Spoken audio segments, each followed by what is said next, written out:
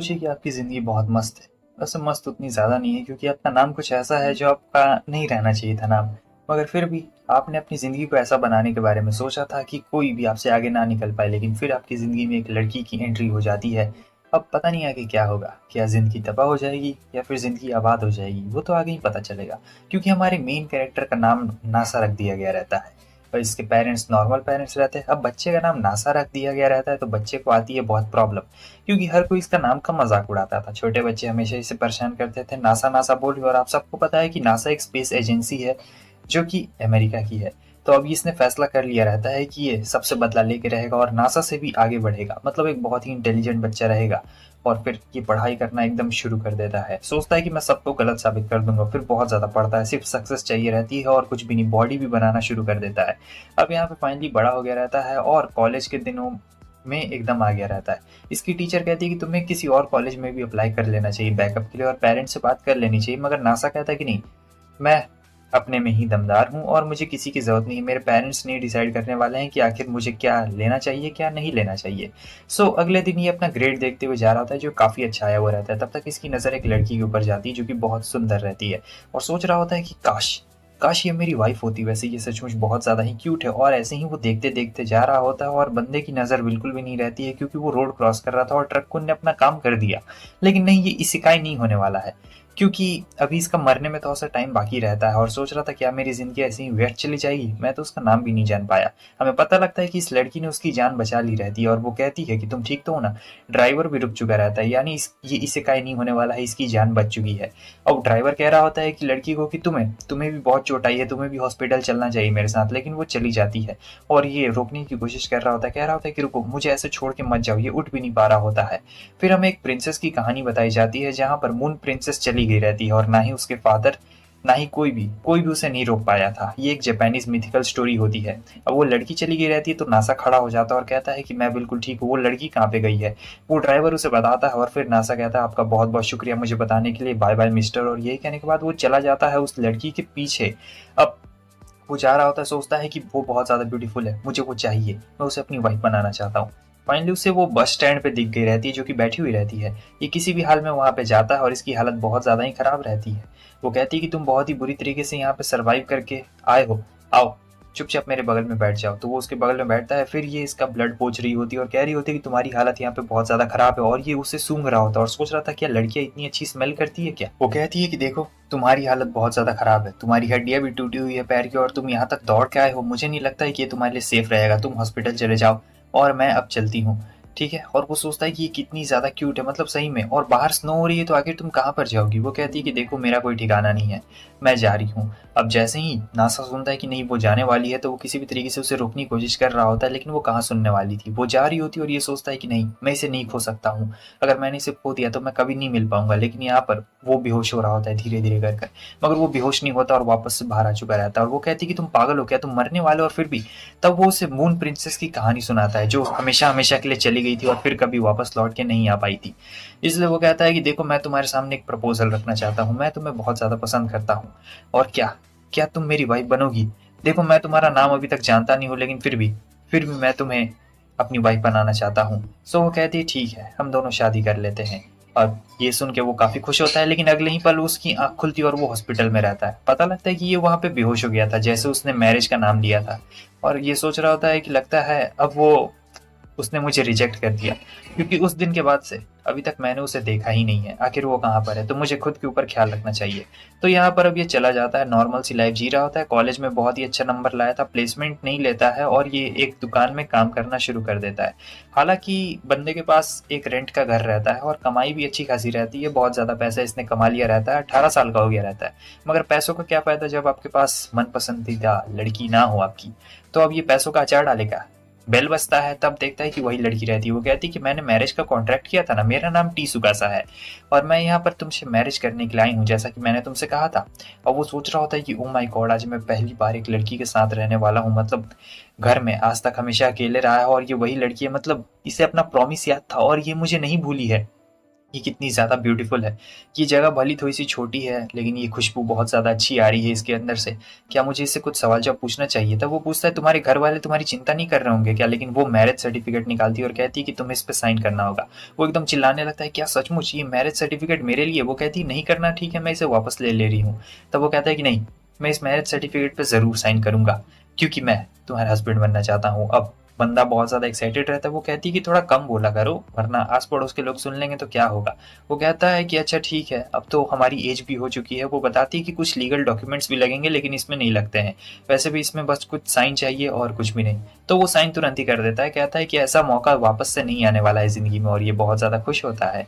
तब टीसुकासा अब पूरी तरीके से बन चुकी है इसकी वाइफ, समझे? अब बस इन्हें जाकर उस पेपर को सबमिट कर देना रहता है, और वो कहती है, मुझे उम्मीद है कि तुम मेरा अच्छी तरीके से ख्याल रखोगे। उसके बाद वो जाने लगते हैं, यहाँ पर ये पेपर सबमिट करने के लिए जाने लगते हैं। वो कहता है, इतनी रात में वो लोग खोलते होंगे क्या? वो कहता है कि हाँ, ज़रूर खोलते होंगे। फिर उसके बाद ये अपने नाम के बारे में बताने लगता है, नासा की किस तरीके से इसके पेरेंट्स ने इसका नाम रख दिया, और जो नासा है एक स्पेस एजेंसी है। वैसे टीसुकासा को ये सब पहले से पता रहता है, लेकिन वो काफ़ी खुश रहती है और काफ़ी ब्यूटीफुल भी लग रही होती है। ये सोच रहा था, ये तो बिल्कुल मून प्रिंसेस की तरह लग रही है, मैं इसे वापस से नहीं जाने देना चाहता हूँ। इसका नाम भी कितना प्यारा है, टीसुकासा। ओह माय गॉड, इतनी ज़्यादा ब्यूटीफुल लड़की मेरी वाइफ बन गई है, मुझे समझ में नहीं आ रहा है कि अब मैं क्या करूँ। उसके बाद वो लोग मैरिज ब्यूरो में पहुंच गए रहते हैं, जहाँ पर वो बंदा देख के कहता है कि हाँ, तुम दोनों लीगल एज के तो हो गए हो, तो यहाँ पर उन्हें एक अजीब सा चीज़ भी दे देता है गिफ्ट के तौर पर। उसके बाद वो हाथ पकड़ने में थोड़ा सा शर्मा रहा होता है, फिर पकड़ भी लेता है, उसके बाद हाथ छोड़ भी देता है। मगर जो सुकासा रहती है वो कहती है कि अरे इतना शर्मा क्यों रहे हो, अब तो हम लोग ने शादी कर ली है। तो वो उसका हाथ पकड़ती है और कहती है, तो चलो अब हम लोग अपने घर चलते हैं। सो उसके बाद दोनों बहुत ही कंफर्टेबली और प्यारे तरीके से घर जा रहे होते हैं। अब घर जाके पता लगता है कि मेरे पास एक ही बेड है। अब एक ही बेड पे हम लोग कैसे सोने वाले हैं दो लोग? हाँ, भले मैरिज हुई है, लेकिन ये बेड बहुत ही ज़्यादा पतला है। तो क्या था, नासा पूरा कैलकुलेशन लगाने लगता है कि किस तरीके से हम लोग सो सकते हैं, किस एंगल से सो सकते हैं, हाइट, वेट, लेंथ कितना होता है। फिर सोचता है कि अब मुझे क्या करना चाहिए, मुझे ज़्यादा नहीं सोचना चाहिए। अरे हाँ, मैं उसे ऐसे पकड़ के भी सो सकता हूँ, ये तो एक नंबर आइडिया है, मजा ही आ जाएगा। सुकासा आती है और कहती है कि मैं ऐसे बिल्कुल भी नहीं सोने वाली हूँ, तुम्हारे साथ तो ऐसे बिल्कुल भी नहीं सोने वाली हूँ। तब वो कहता है कि यार तुम चिंता मत करो, मैं तुम्हारे लिए सारे इंतजाम कर दूंगा, जो भी रहेगा मैं सारे इंतजाम कर दूंगा। तो वो यहाँ पे अपना सूटकेस लेके आ गई रहती है। हालांकि अभी भी सुकासा का घर पता नहीं रहता, और यार ये पहली बार इसके साथ में रहने वाला है। तो पूछता, तुम्हारे पेरेंट्स तुम्हारी चिंता नहीं कर रहे होंगे क्या? वो कहती है कि मेरा कोई घर नहीं है। और इसके आगे वो कुछ भी अपने पेरेंट्स के बारे में बिल्कुल नहीं बताती, और यहाँ पर इसका कॉफ़ी गिर रहा होता है, क्योंकि आज रात तो अभी इसी के साथ रहने वाली थी, ये लोग मैरिड थे। उसके बाद ये अपना साफ सफाई कर रहा होता, और वो बोलता है कि मेरे पास एक ही बेड है और आज तुम यहीं पे रहने वाली हो, तो किस तरीके से हम लोग सोएंगे? तब कहता है, तुम चिंता बिल्कुल भी मत करो, मैं तुम्हारे बारे में कुछ ना कुछ ज़रूर सोचूंगा, कहीं ना कहीं से तो मैं कुछ ना कुछ जुगाड़ करूंगा, मैट्रेस जुगाड़ करूंगा या फिर कुछ भी। और सोचता है कि आखिर ये मुझसे प्यार क्यों कर रही है? आखिर भाई कोई मुझसे प्यार क्यों करेगा? एक तो इसने मेरी जान बचाई, ऊपर से मैंने इस लड़की के लिए कुछ किया भी नहीं, और ये मुझसे प्यार करती है। क्योंकि सुकासा कहती है कि तुम्हारा नेचर बहुत ज़्यादा अच्छा है और तुम बहुत ही फ्रेंडली टाइप के बंदे हो, इसीलिए वो उसे बहुत ज़्यादा पसंद करती है। वो कहता है, क्या सचमुच? वो कहती है कि हाँ, इसलिए मैं तुम्हें इतना ज़्यादा पसंद करती हूँ। अब इसने सोच लिया रहता है कि ये सुकासा के लिए कुछ ना कुछ करेगा, मतलब ऐसे तो वो नहीं रहने दे सकता है, क्योंकि ये लड़की भी उसे पसंद करती है और ये भी पसंद करता है। तो इसने फैसला कर लिया रहता है कि ठीक है, मैं तुम्हारी पूरी मदद करूंगा, एकदम आराम से। पैसे तो बहुत रहते हैं अपने नासा के पास। तो वो कहती है कि चलो मैं चलती हूँ। तो वो कहता है कि ऐसे नहीं जाओगी, हम लोग चलते हैं, हम लोग खरीद लेते हैं, मैट्रेस खरीदते हैं जाके। वो कहती है, क्या सचमुच? वो कहता है कि हाँ चलो। तो उसके बाद वो लोग मैट्रेस खरीदने के लिए जा रहे होते हैं, और मैट्रेस के लिए यहाँ पर बहुत सारे मैट्रेस रहते हैं, अब कौन सा चुना जाए? तो वो पूछ रही होती है कि इन मैट्रेस में डिफरेंस बता सकते हो कि आखिर इनमें क्या क्या डिफरेंस है? तो नासा रहता है बहुत तेज बंदा, समझे? तो वो यहाँ पे मैट्रेस के बारे में डिफरेंस बता रहा होता है कि कौन सा मैट्रेस उसकी वाइफ के लिए कंफर्टेबल रहेगा और कौन सा कंफर्टेबल नहीं रहेगा। ये सुनकर सुकासा काफी ज्यादा खुश हो जाती है कि वाह, मेरा जो हस्बैंड है वो तो बहुत ज्यादा मतलब कमाल का इंटेलिजेंट बंदा है, और ब्लश भी कर रही होती है। उसे ऐसा देख जो हमारा नासा है वो भी बहुत ज़्यादा खुश हो जाता है, क्योंकि पहली बार ऐसे इंटरेक्शन हुआ रहता है, और सोच रहा होता है कि वाह, सचमुच काफ़ी ज़्यादा मज़ा आ रहा है, दिल गार्डन गार्डन हो रहा है। फाइनली अब उसने उसका हाथ भी पकड़ लिया रहता है, और सुकासा उसे खींच के लेके जा रही होती, कहती है कि चलो मजे करते हैं, और फाइनली उन लोगों ने मैट्रेस खरीद लिए रहते हैं। वो कहती है कि आ जाओ, तुम भी यहाँ पे लेटो ना। और फिर ये सोच रहा होता है कि ओ माय गॉड, अब मैं क्या करूँ? उसके बाद वो पूछती है कि तुम नहाने के लिए बाथटब नहीं है क्या? वो कहता है मैं पब्लिक बाथ में जाता हूँ। तो वो कहती है कि मुझे कपड़े चेंज करने हैं। अब वो कपड़े यहीं पे चेंज करने वाली रहती है, लेकिन वो कहता है कि अरे नहीं नहीं, वहाँ पे कपड़े चेंज करो। उसके बाद वो कहती है कि अच्छा ठीक है, मैं वहाँ पे जाके कपड़े चेंज कर लेती हूँ।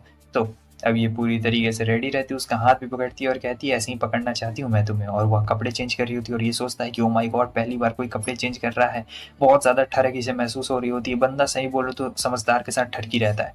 वो नाइट ड्रेस में आगे रहती है, अब इसके जाने की बारी रहती है। ये कहता है कि ठीक है मैं अपना ड्रेस चेंज करके आता हूँ। तब वो कहती है अरे जा कहाँ पे रहे हो, तुम चाहो तो यहाँ पर भी चेंज कर सकते हो। वो काफ़ी शर्मा गया रहता है और कहता है कि नहीं ये ठीक बात बिल्कुल भी नहीं, यहाँ पे नहीं चेंज करूंगा। और सोचता है क्या ये मुझसे सही में प्यार भी करती है या फिर बस दिखावा कर रही है। लेकिन जो भी बोलो यार लड़की बहुत ज़्यादा क्यूट है और मैं क्या कर सकता हूँ, मुझे समझ नहीं आ रहा। नासा जब बाहर आता है तो देखता है सुकासा ने यहाँ पे अपना हेयर स्टाइल बदला हुआ रहता है और वो इसमें और भी ज़्यादा क्यूट लग रही होती है। और वो बताती है कि मैंने ये इसलिए रखा है क्योंकि रात में सोते वक्त बाल इधर उधर बिखर जाते हैं, इसलिए मैंने ये हेयर स्टाइल रखा है।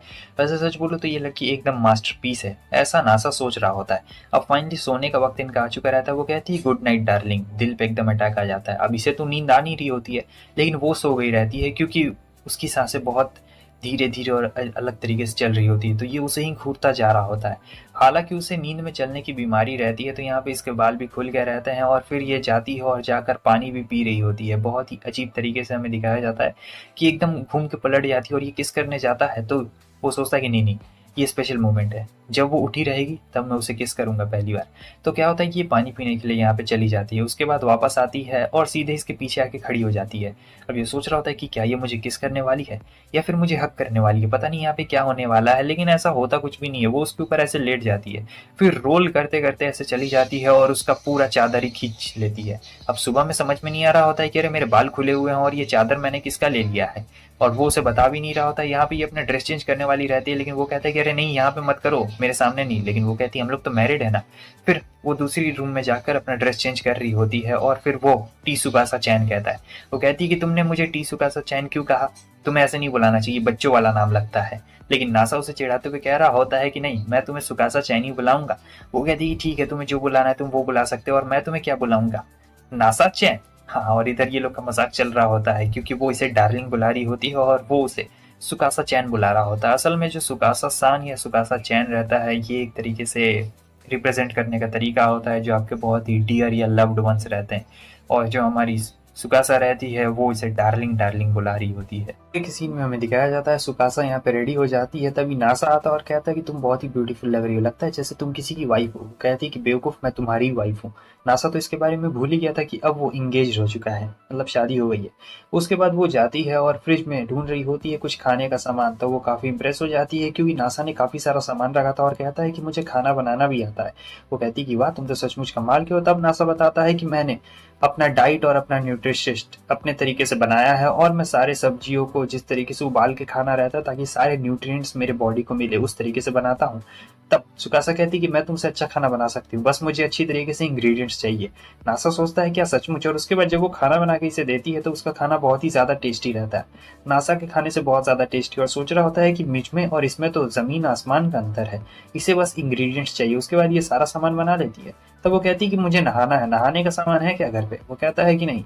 सब वो लोग नहाने का सामान लेने के लिए बाहर जा रहे होते हैं क्योंकि उसे बहुत सारी चीजें चाहिए रहती है ना, लड़कियों का सिर्फ शैम्पू से काम नहीं चलने वाला है। यहाँ वो लोग शॉपिंग मॉल से बहुत सारी चीजें उठाते हैं और नासा सोच रहा होता है अच्छा तो लड़कियों को अपनी स्किन मेंटेन करने के लिए इतनी सारी चीजें चाहिए रहती है, तभी तो मैं सोचूं कि आखिर इसकी खुशबू इतनी ज्यादा बढ़िया क्यों आती है, वैसे ये नहाते वक्त कैसी लगती होगी। फिर उसके बाद वो लोग जा रहे होते हैं और ये बहुत ही ठरकी रहता है, तो वो लोग बाथ हाउस के पास पहुंच गए रहते हैं जहाँ पर इस लड़की का नाम कमाने रहता है। वो इसे इंट्रोड्यूस करवाता है क्योंकि जो हमारा नासा है वो रेगुलरली यहाँ का कस्टमर रहता है और यहाँ आते रहता है। कमाने सोचती है कि ये इसकी बहन है क्या, और फिर वो कह रही होती है कि आइए आइए मैं 15 साल की हूँ, तो इसकी उम्र 15 रहती है। नासा की उम्र तो आप सबको पता रहता है। और नासा कह रहा होता है कि नहीं नहीं तुम गलत समझ रहे हो, ये मेरी वाइफ है। तब कमाने कह रही होती क्या क्या तुम मजाक कर रहे हो। वो कहता है कि नहीं नहीं मैं मजाक नहीं कर रहा हूँ, हम दोनों ने शादी कर ली है और अब मैं शादीशुदा इंसान हूँ। तब वो कहती कि ऐसा बिल्कुल नहीं हो सकता। अच्छा खैर छोड़ो, तुम लोग की शादी हो गई तो आइए आज आप लोग फ्री में नहा सकते हैं। वो तो चली जाती है लेकिन फिर वो इसे रोक देती है और कहती है कि तुम नहीं जा सकते, तुम्हारी वाइफ जा सकती है। अच्छा मुझे बताओ तुम शादी कैसे कर सकते हो। मैंने सोचा था कि जब तुम 30 साल के हो जाओगे तब तुम हार मान लोगे और फिर तुम रोते हुए मेरे पास आओगे और फिर मैं तुमसे कहूंगी कि मैं तुमसे शादी करूंगी, लेकिन तुमने मेरे सारे सपने चकनाचूर कर दिए। तुम एक नंबर के परवर्ट हो। और फिर देती है उसे जोरदार मुक्का। और बताया जाता है हमें कि जो हमारी सुकासा है वो उसकी उम्र नासा से कम रहती है, समझे। थोड़ा सा कम रहता है। और फिर उसके बाद वो पूछ रही होती है कि अच्छा बताओ, वो तुम्हारी वाइफ है तो तुम्हें उसे खुश रखना पड़ेगा, मतलब तुमने कस्में तो खाई होगी कि तुम्हें उसे हमेशा खुश रखना पड़ेगा। और वेडिंग सेरेमनी का क्या, वेडिंग रिंग का क्या? नासा को ये सारी चीजें बेकार लगती, कहता है कि इन सब चीजों में पैसा खर्च होता है, मुझे ये सब नहीं करना है। तब कमानी उसे बोल रही होती है कि अच्छा देखो, ऐसी बात बिल्कुल भी नहीं है, तुम्हें सब पे पैसे खर्च करने चाहिए, वेडिंग रिंग पे करनी चाहिए। और वेडिंग का क्या हुआ, वो इतनी ज्यादा खुशहाल और सुंदर लड़की है, तुम उसे ऐसा क्यों कर रहे हो? और हाँ, मुझे लगता है कि तुमने आया को भी इसके बारे में नहीं बताया होगा, क्यों, सही कह रही हूँ ना मैं? वो कहता है कि हाँ, मैंने आया को भी इसके बारे में कुछ भी नहीं बताया है, लेकिन तुम चिंता बिल्कुल भी मत करो, मैं सुकासा को हमेशा खुश रखूंगा, भले कुछ भी क्यों ना हो जाए, क्योंकि वो मेरी वाइफ है। और सुकासा सुन लेती है, क्योंकि उसे कुछ सामान लेना रहता है, वो भूल गई थी। वो कहती कि ऐसे जोर जोर से चिल्ला के सबके सामने मत बोला करो, लेकिन मुझे सुनने में काफी अच्छा लगा कि तुम मेरी परवाह करते हो। अब यहाँ पे नासा भी काफी शर्मा गया रहता है, और सुकाशा शर्मा के अंदर वहां पे चली गई रहती है नहाने के लिए। आगे हमें पता चल लगता है कि ये नहा रहा होता है, तब सोच रहा होता है, अजीब सा इमेजिनेशन इसका चल रहा होता है कि ओ माई गॉड क्या होने वाला है। तब तक कमाने आ जाती है और वो कहती है कि ओ माई गॉड इतना छोटा। और फिर वो तुरंत ही डुबकी मार लेता है और कहता है तुम यहाँ क्या कर रही हो? वो कहती है कि बहुत छोटा है, अरे तुम्हारा हाइट बहुत छोटा है, तुम क्या समझ रहे हो, मैं यहाँ पे साफ सफाई करने के लिए आई हूँ। दूसरी तरफ हम देखते हैं कि ये देखती है कि रूम पूरा खाली है, तो ये यहाँ पे नहाना शुरू कर देती है। तब तक एक और लड़की वहां पे रहती है, और ये इस स्टोर की बड़ी लड़की रहती है, समझे? मतलब जो कमाने इसकी छोटी बहन है और इसका नाम आया रहता है। ये कहती है मुझे माफ करना, मैं सो गई थी, मुझे लगा था कि कस्टमर के आने से पहले मैं उठ जाऊंगी, लेकिन आप यहाँ पे आ गई, मुझे माफ करना, कहीं आपको मेरी वजह से कोई प्रॉब्लम तो नहीं हुई ना? सुकासा कहती है कि नहीं नहीं, मुझे कुछ भी प्रॉब्लम नहीं हुई है, लेकिन वो पता नहीं ऐसे क्या क्या बोल रही होती है, जहाँ पे सुकासा को काफी हर्ट महसूस हो रहा होता है। आया कहती है कि मेरी वजह से आपको परेशानी हुई है, लाइए मैं आपकी पीठ रब कर देती हूँ। तो फिर यहाँ पे वो उसकी पीठ रब कर रही होती है, इसका हालचाल पूछ रही होती है कि तुम्हारा नाम क्या है। और दूसरी तरफ हम देखते हैं कि कानामी यहाँ से जा ही नहीं रही होती, और इसे नासा को बहुत ज्यादा अजीब लग रहा होता है। आगे जो सुकासा रहती है वो उसे पूरा नाम बताती है कि सुकासा युजाकी रहता है, और नासा का ही पूरा नाम युजाकी रहता है। तो वो सोच रही होती है कि ओ, मुझे लगता है कि ये सुकासा उसकी रिलेटिव लगती होगी, मतलब कोई बहन लगती होगी या फिर कुछ लगती होगी, क्योंकि उसे नहीं पता रहता है कि हमारे नासा ने इसके साथ इंगेजमेंट कर ली रहती है। फिर वो बड़े अजीब तरीके से बोल रही होती है, ऐसा बोल रही होती है जहाँ पे हमारी सुकासा को ऐसा लग रहा होता है कि ये जो आया है, पता नहीं, जब भी मैं इसे सुनती हूँ मुझे ऐसा लगता है कि ये मुझे याद दिला रही है नासा की। नासा आराम कर रहा होता है, सुकासा आती है और उसे उठा देती है, कहती है मैंने तुम्हें इसलिए नहीं उठाया क्योंकि तुम बहुत ज्यादा क्यूट लग रहे थे। वो शर्मा जाता है। तब तक वहां पे आया भी आ चुकी रहती है, और आया सोच रही होती है कि अभी भी ये दोनों भाई बहन ही हैं। और फिर वो लोग ऐसे ही बात कर रहे होते हैं, जहाँ पे वो सारी बातें हाँ हाँ कह देता है, क्योंकि वो कहती है कि ये तुम्हारी फैमिली में से है ना? तो वो कहता है कि हाँ। उसके बाद ये अपनी कहानी बताने लगती है कि कैसे इनका जो स्पा है वो एकदम गरीबी में एकदम डूबने वाला था, क्योंकि ये इसकी ग्रैंड मदर का स्पा है जहाँ पे सभी लोग नहाते हैं। लेकिन फिर जो हमारा नासा रहता है इनकी मदद कर देता है, अपना दिमाग लड़ा देता है, और फिर इनका जो स्पा है वापस से चलने लगता है। इसलिए लोग नासा के बहुत ज्यादा शुक्रगुजार हैं। सुकासा सोचती है कि वाह मेरा हस्बैंड इतना ज्यादा बढ़िया है। आया फिर से पूछती है कि ये तो तुम्हारी फैमिली मेंबर है ना? अब नासा को ऐसा लग रहा होता है कि आया सोचती है कि वो उसकी वाइफ है, लेकिन आया ऐसा नहीं सोचती, वो तो सोचती है कि इसकी बहन है, तो वो हाँ कह देता है। जब वो लोग घर जाते हैं तो वो आया के बारे में पूछती है, तब ये बताता है कि हाँ आया मेरी बहुत ही अच्छी दोस्त है, क्योंकि नासा उससे बहुत ही अच्छी तरीके से बात कर रहा होता है। तो सुकासा को यहाँ पे जलन होती है, क्योंकि आया काफी ज्यादा क्यूट थी। और जब वो कह रही होती है तो ये यहाँ पे अलग ही समझ रहा होता है। नासा समझ रहा होता है कि इसने ना ही इसे वेडिंग रिंग दी है और ना ही वेडिंग अच्छी तरीके से करवाई है, शायद इसलिए सुकासा इतनी ज्यादा नाराज है। लेकिन सुकासा का कहने का यहाँ पर कुछ और मतलब रहता है, और वो नाम नहीं लेती है, लेकिन फिर भी कहने की कोशिश कर रही होती है। तो दोनों को गलत गलत फहमी हो रही होती है, कोई कुछ और कहना चाहता है और ये कुछ और कहना चाहता है। ये अलग कह रही होती है और ये अलग समझ रहा होता है, और ये अलग कह रहा होता है, वो अलग समझ रही होती है। सो इसलिए वो कहता है कि तुम मेरी वाइफ हो और तुम्हें खुश रखना मेरा काम है, और तुम कितनी ज्यादा प्रीटी हो। तो यहाँ पर ये कहता है कि तुम जरा 1 मिनट रुको, मुझे सोचने का वक्त दो, और ये लो घर की चाबी, तुम घर चली जाओ, मैं आता हूँ थोड़ी देर के बाद में। यहाँ सुकासा को समझ में नहीं आता है कि आखिर ये क्या करने जा रहा है, लेकिन इसे लगता है कि ओ माय गॉड यही करना है मुझे। उसके बाद क्या था, एक लड़की को दिखाया जाता है जो सोचती है अच्छा, और फिर ये घर में आ गई रहती है। तो अब घर में आने के बाद ये सोच रही होती है कि मुझे क्या करना चाहिए, मुझे कुछ ऐसा करना चाहिए जिससे नासा खुश हो जाए, ताकि वो भी आया की तरह मुझ पर ध्यान रखे। तो वो सोचती घर साफ कर दूं, लेकिन घर तो पहले से ही बहुत ज्यादा साफ रहता है। लेकिन अब मैं क्या करूँ, क्या मुझे कबर्ड में देखना चाहिए, क्योंकि वो कबर्ड में काफी ज्यादा सीक्रेट चीजें छुपा के रखता होगा? नहीं, मुझे ऐसा बिल्कुल भी नहीं करना चाहिए। अच्छा मैं एक काम करती हूँ, मैं उसके लिए खाना बना देती हूँ ताकि वो फिर खुश हो जाए और फिर मुझे प्यार करेगा। लेकिन तब तक कोई आ जाता है जहाँ पे हमें एक लड़की को दिखाया जाता है, और वो कहती बड़ी बहन आखिर मैंने तुम्हें ढूंढ ही लिया, तो तुम हमारे घर को छोड़ के इस अपार्टमेंट में रह रही हो। लेकिन ये तुरंत ही गेट बंद कर देती है, और ये गुस्से में कह रही होती है कि चलो, ग्रेट ग्रेट ग्रैंड माँ तुम्हारा इंतजार कर रही है, आखिर तुम यहाँ पे क्या कर रही हो, क्या तुम्हें मेरी बात बिल्कुल भी सुनाई नहीं दे रही है, दरवाजा खोलो। सुकासा वापस से दरवाजा खोलती है और कहती है कि देखो, मैं वापस नहीं जाने वाली हूँ। लेकिन ये कह रही होती कि मैं तुम्हारी छोटी बहन हूँ और तुम्हें मेरे साथ यहाँ पे चलना ही पड़ेगा। और फिर ये बताती है कि मैंने शादी कर ली है और मैं यहाँ से कहीं भी नहीं जाने वाली हूँ। ये सुनकर उसकी जो छोटी बहन जिसका नाम चितोसे रहता है वो कहती है कि क्या तुमने शादी कर ली, लेकिन किससे कर ली, तुमने हमें कुछ बताया भी नहीं। वो कहती है कि देखो तुम्हारा इससे जानने का कुछ भी रिलेटेड बिल्कुल भी नहीं है, अब चली जाओ चुपचाप यहाँ से, समझी। तो मैंने शादी कर ली है और तुम्हें इसके बारे में मैं नहीं बताने वाली हूँ। तो वो बंद कर देती है दरवाज़ा। अब उसकी मुलाकात यहाँ पे नासा से होता है। वो कहती है कि तुम ऐसे रो मत, मुझे रोती हुई लड़कियां बिल्कुल भी अच्छी नहीं लगती है। तभी बता रही होती है कि मेरे बहन ने किसी से शादी कर ली है और वो घर से भाग गई थी। वो एकदम तितली की तरह है, कहीं भी कभी भाग जाती है और मुझे उस बंदे के बारे में पता लगाना है जिसने मेरी बहन से शादी की। वैसे मिस्टर आपका नाम क्या है? तभी अपना नाम बताता है कि मेरा नाम नासा है, तुमसे मिलकर बहुत ही अच्छा लगा। तभी वहां से सुकासा चिल्लाती है कि ओ डार्लिंग तुम आ गए। अब डार्लिंग्स उनके चिटोसे समझ चुकी रहती है कि ये बंदा कोई और नहीं बल्कि उसी की बहन का हस्बैंड है। चिटोसे तो यहाँ पे आग बबूला हो गई रहती है कि ऐसा कैसे हो सकता है, अच्छा तो तुम ही हो वो, मैं तुम्हें बिल्कुल भी नहीं छोड़ने वाली हूँ।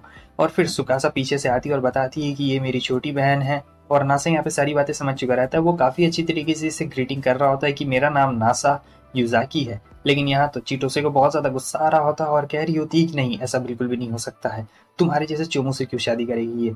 और फिर बहुत ज़्यादा गुस्से में रहती है। लेकिन ये उससे अच्छी तरीके से इंट्रोडक्शन कर रहा होता है और कहता है कि आओ चलो घर में चलते हैं, फिर बात करते हैं आराम से।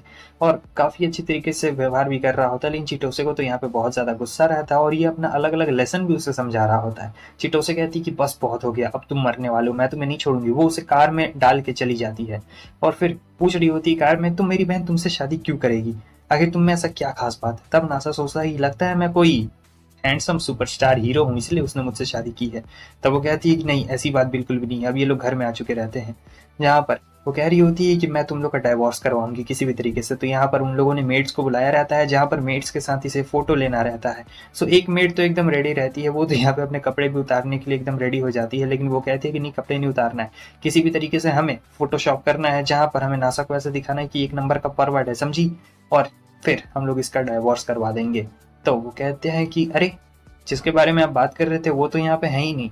तो ये नासा यहाँ से भाग गया रहता है। असल में ये घर तो हमारे सुकासा ही का रहता है, तो उस पर खुशबू आ रही होती है सुकासा की। फिर वो एक कमरे में चला जाता है जहाँ पर उससे एक पत्थर दिखाई देता है और ये पत्थर नॉर्मल नहीं रहता है, ये मून से लाया गया स्पेशल पत्थर रहता है और अंदर में गैस भरी हुई रहती है, जिस गैस की वजह से इस पत्थर का अभी भी जो जीवन है वो चल रहा होता है एक तरीके से। तो पूरा कंटेंट रहता है और ये सोच रहा होता है कि इसमें से सुकासा की खुशबू आ रही। तब तक वो मेड आ जाती है और कहती है कि अब तुम नहीं बचने वाले हो, रूल्स तो रूल्स होते हैं। यहाँ पे वो हमला करती है लेकिन वो कांच में टूट जाता है जहाँ पर गैस लीक होने लगता है। अब उन्हें डर लगता है और वो कह रही होती है क्या तुम इसे ठीक कर सकते हो। तब हमारा नासा ठीक करने लगता है और कहता है कि पत्थरों के बारे में मैंने बहुत डिटेलिंग की है, मुझे सारी बातें अच्छी तरीके से पता है। चिटोसे कहती है कि क्या तुम मेरी बहन के बारे में जानते हो, उसकी सच्चाई के बारे में। नासा कहता है कि नहीं, मैं कुछ भी नहीं जानता उसके बारे में, मैं बस इतना जानता हूँ कि वो काफ़ी ज़्यादा क्यूट है और उसके हाथ बहुत ज़्यादा सॉफ्ट है, वो खाना बहुत ही अच्छी तरीके से बनाती है और उसकी स्माइल बहुत ज़्यादा क्यूट है। वो गुस्सा करते हुए कहती है कि बेवकूफ़, ये सब मैं भी जानती हूँ। तो मैं तुम्हें बताती हूँ कि आखिर मेरी बहन है कौन, और वो मेरी ब्लड रिलेटेड बहन नहीं है। तो एक दिन क्या हुआ था कि मैं गिरने वाली थी, फिर उस दिन सुकासा आ जाती और उसने मेरी जान बचाई थी। तो मैंने कसम खा ली थी कि हम दोनों साथ में ही रहेंगे और मुझे उससे शादी करनी चाहिए थी, लेकिन उसने तुमसे शादी की क्योंकि तुम एक नंबर के गधे हो। लेकिन ये कह रहा होता है क्योंकि मैं हैंडसम हूं ना, इसलिए मुझसे शादी की है। अब इन्हें गुस्सा आ रहा होता है तो ये कहते हैं कि हमें कुछ ना कुछ करना पड़ेगा, यहाँ पर इसका बैंड बजाना पड़ेगा। तो यहाँ पर देख सकते हैं कि किस तरीके से ऐसे फोटो ले लिया जाता है इसका, उसका फोटो शॉप किया जाता है और फिर ऐसा फोटो बना दिया जाता है जैसे ये कितना ज्यादा ठरकी है। वो कह रहा होता है कि नहीं, ऐसा नहीं हो सकता, लेकिन सुकासा आके वो फोटो देख लेती है और काफी ज्यादा गुस्सा कर रही होती है। चीटो से कहती है कि देखा, ये कितना बड़ा पर्वत है, ये तुम्हें कभी भी धोखा दे सकता है। तो सुकासा उसे वहां बुलाती है और कह रहा होता है कि नहीं सुकासा, मैंने ऐसा कुछ भी नहीं किया, ये फोटोशॉप है। सुकासा कहती है कि मुझे अच्छी तरीके से पता है कि तुम ऐसा बिल्कुल भी नहीं कर सकते हो, और मैंने तो वो गुस्सा इसलिए किया था कि मैं तुम्हें उस जगह से बाहर निकाल सकूं। चलो मैं तुम्हें एक सीक्रेट जगह पे लेके चलती हूँ। तो यहाँ पे वो उसे एक सीक्रेट जगह से लेके जा रही होती है जिस जगह के बारे में चिटोसे को भी नहीं पता हुआ रहता है। और ये लोग एक आगे रहते हैं चर्च में। तो यहाँ पे चर्च देख रहा होता है और फिर वो देख रहा होता है कि ये और भी ज़्यादा ब्यूटीफुल लग रही है, कितनी ज़्यादा सुंदर लग रही है। तो यहाँ पे जैसे ही वो कुछ कहने वाली रहती है, लेकिन हमारा नासा रहता है वो उसके और भी क्लोज आ चुका रहता है। उसके बाद नासा उसे जोरदार किस करते हुए कह रहा होता है कि तुम मेरी हो और मैं तुम्हें हमेशा प्रोटेक्ट करूँ। नासा को देखना रहता है टीवी, तो वो कहती है कि टीवी कहाँ पर है। तब नासा उसे बताता है कि मैं ज़्यादा टीवी नहीं देखता हूँ, तो मैंने टीवी नहीं रखा। अब ये सुन के उसे काफ़ी ज़्यादा गुस्सा आता है और वो कह रही होती है कि तुम्हारी ज़िंदगी में कुछ मज़ा है या फिर नहीं है, हाँ बताओ। बताओ इतने सारे शोज है, तुमने आज तक कभी ये शो देखा है? वो बहुत ही फेमस फेमस शोज के नाम ले रही होती है और कहती है कि आखिर तुमने अपनी जिंदगी में किया क्या है यार। मतलब ना तुम्हारे पास टीवी है कुछ भी, तो तुमने मजे कैसे किए? मुझे तो यकीन नहीं हो रहा है कि किसी के पास टीवी नहीं हो सकता है। तुम्हें पता है आजकल नए नए शोज की सीक्वल आने लगे, इतने मस्त सीजन आने लगे हैं और ये सारी चीजें बहुत सब दिखाते भी हैं। मैं तो तुम्हारे साथ किसी मूवी का सीक्वल देखना चाहती थी क्योंकि तुम मेरे हस्बैंड हो, और यहाँ पे बताओ तुम्हारे पास टीवी नहीं है। अब मुझे बहुत ज्यादा बुरा लग रहा है, लेकिन नासा कहता है कि अरे कोई बात नहीं कोई बात नहीं, अगर ऐसी बात है तो हम लोग टीवी खरीद लेते हैं, इसमें कोई भी घबराने वाली बात नहीं है, तुम बताओ किस तरीके की टीवी मुझे खरीदना है। तो वो कहती है कि तुम्हारा जैसा मन तुम वैसा टीवी खरीद सकती हो, लेकिन अभी भी वो उसे शोज के बारे में ही बता रही होती है क्योंकि सुकासा को मूवी देखना बहुत पसंद रहता है और नासा सोच रहा होता है कि ऐसे तो ये बहुत ज्यादा शांत और क्यूट लगती है, लेकिन जब मूवीज के बारे में बात आती है तो ये बिल्कुल ही चेंज हो जाती है। लगता है मुझे इसके लिए टीवी जाकर खरीदना ही पड़ेगा, तो ये दोनों फैसला करते हैं कि टीवी जाकर खरीदेंगे। उसके बाद ये लोग चले तो गए रहते हैं, लेकिन नासा को पता नहीं रहता है कि कौन सा टीवी खरीदा जाए, ओलेड खरीदा जाए या फिर एलसीडी खरीदा जाए। मगर सुकासा को तो अच्छी तरीके से पता रहता है, तो सुकासा उसे बता रही होती है और ये काफी इंजॉय कर रहा होता है कि वाह इसे तो सारी चीजें पता है, मतलब इलेक्ट्रॉनिक्स में बहुत अच्छा लगता है। और वो पूछता है कि कौन सा टीवी, एक्सपेंसिव या सस्ता? तब वो कहती है कि डार्लिंग मुझे इससे फर्क नहीं पड़ता, तुम कोई भी मुझे पिक्चर क्वालिटी से मतलब नहीं है, उस मूवी की क्वालिटी कैसी मुझे इससे मतलब है कि देखने में कितना अच्छा लग रहा है। और फिर उसके बाद हम चलते हैं कमाने के पास, जहाँ पर वो कमाने को बताता है कि उसने चर्च में क्या क्या किया था हमारी सुकासा के साथ, मतलब डायरेक्ट किस कर लिया था। कमाने कहती है कि वाह तुम लोग की मैरिड लाइफ काफी अच्छी चल रही है, वैसे रिंग का क्या हुआ, क्या तुमने उसे मैरिड रिंग दी? वो कहता है कि अरे इन सब चीजों में पैसा नहीं खर्च करना था। वो उस पर गुस्सा करने लगती है और कह रही होती कि बेवकूफ कहीं के, वो तुम्हारे साथ बस अच्छा दिखने का नाटक कर रही है और कुछ भी नहीं। हर लड़की को अंदर से मन करता है कि उसका हस्बैंड उसे ला के वेडिंग रिंग दे, जो कि काफी ज्यादा एक्सपेंसिव हो, और बहुत ज्यादा एक्सपेंसिव भी रहती है वेडिंग रिंग। वो चाहती है कि तुम उसे ला के दो, लेकिन वो तुमसे डायरेक्टली नहीं कहने वाली, इसलिए मैं तुम्हें कह रही हूँ कि तुम्हें जाकर उसे देना चाहिए। अब ये उसकी बात पे गौर कर रहा होता है और सोचता है क्या मुझे सचमुच लाकर देना ही पड़ेगा? वो कहती है कि हाँ बेवकूफ कहीं की, और ये तुम्हारी 3 महीने की सैलरी लगेगी इसमें लाने में। दूसरी तरफ ये सोच रही होती है उसी चर्च वाले इंसिडेंट को लेके कि अचानक से उसने मुझे किस कर लिया, और काफी ज्यादा नासा यहाँ पे एकदम बोल्ड था ना उस वक्त। और फिर जब वो बाहर निकलती है तो नासा देख रहा होता है कि ओ माय गॉड मैं पहली बार इसे देख रहा हूँ जब ये नहा के बाहर निकली, काफी अच्छी स्मेल आ रही है। फिर दोनों काफी ज्यादा शर्मा रहे होते हैं कमाने के सामने में। तो वो कहता है कि चलो चलते हैं। अब घर जाते जाते ये बता रहा होता है कि आज रात मुझे आने में थोड़ी सी देरी हो जाएगी, 9 बजे तक मैं आऊंगा। और तो वो कहती है कि अच्छा चलो, तो मैं तुम्हारे साथ एक जगह पे चलना चाहती हूँ। ये सोच रहा होता है कि ये कहाँ पे जाना चाहती है, तब ये उसे पार्क में लेके आ गई रहती है। हालांकि पार्क में यहाँ पे कोई भी नहीं रहता है, एकदम शांति जगह रहती है, तो नासा उसके बगल में आके बैठ गया रहता है। अब सोच रहा था कि यहाँ पर कोई भी नहीं है और हवा भी काफी ज्यादा अच्छी चल रही हो, और अभी हमारी सुकासा नहा के आई हुई रहती है, तो काफी अच्छा स्मेल कर रहा होता है। अब बंदा बहुत ही डरकी रहता है एक तरीके से, मैं बता दूं, अपने आप को कंट्रोल नहीं कर पा रहा होता, और ऊपर से हमारी सुकासा इतनी ज्यादा खूबसूरत भी रहती है, तो मौके का फायदा उठा के सीधे डायरेक्ट किस कर लेता है। अब दिक्कत की बात ये रहती है कि कोई वहां रहता नहीं है सिवाय इन दोनों के। इन दोनों ने देख लिया रहता है। सुकासा कहती है कि तुम ये क्या कर रहे हो, ठरकी कहीं के, कोई देख लेगा तो? वो कहता है कि अरे कोई भी नहीं और मुझे माफ कर देना, लेकिन इन लोगों ने तो देख लिया रहता है। अब देख लिया रहता है तो वो लोग कुछ कर भी नहीं सकते थे। जहाँ ये दोनों अपना बात कर रहे होते हैं किस को लेके, और बहुत ज्यादा ये लोग शर्मा रहे होते हैं क्योंकि इन लोगों ने किस देख लिया रहता है, और ये कहते हैं कि तुम एक नंबर के परवट हो। अब नासा का जाने का वक्त आ गया रहता है और कहता है मान लो अगर मैं वापस आया और तुम नहीं रही तो? तब वो उसके लिप्स पे ऐसे रख के उंगली कह रही होती है ठीक है, तो तुम जल्दी आने का ट्राई क्यों नहीं करते हो अगर तुम्हें लगता है कि मैं कहीं भाग जाऊंगी तो? नासा बहुत ज्यादा यहाँ पे एक्साइटेड हो गया रहता है। अब यहाँ वो चला गया रहता है और ये काफी खुश थी। अब सोच रहा होता है कि क्या मुझे सचमुच उसे वेडिंग रिंग ला के दे देनी चाहिए। हाँ मुझे भी लगता है कि मुझे उसे जाकर एक वेडिंग रिंग दे देनी चाहिए, क्योंकि मैं उसे काफी मिस कर रहा हूँ, और मुझे लगता है कि वेडिंग रिंग होती ही इसलिए है कि जब एक दूसरे को हम लोग मिस करें तो हम लोग उस वेडिंग रिंग को देखें और फिर हमें ऐसा लगे कि वो पर्सन जो भी है आपके साथ में है और आपके पास में, तो मुझे वेडिंग रिंग ला के देनी चाहिए।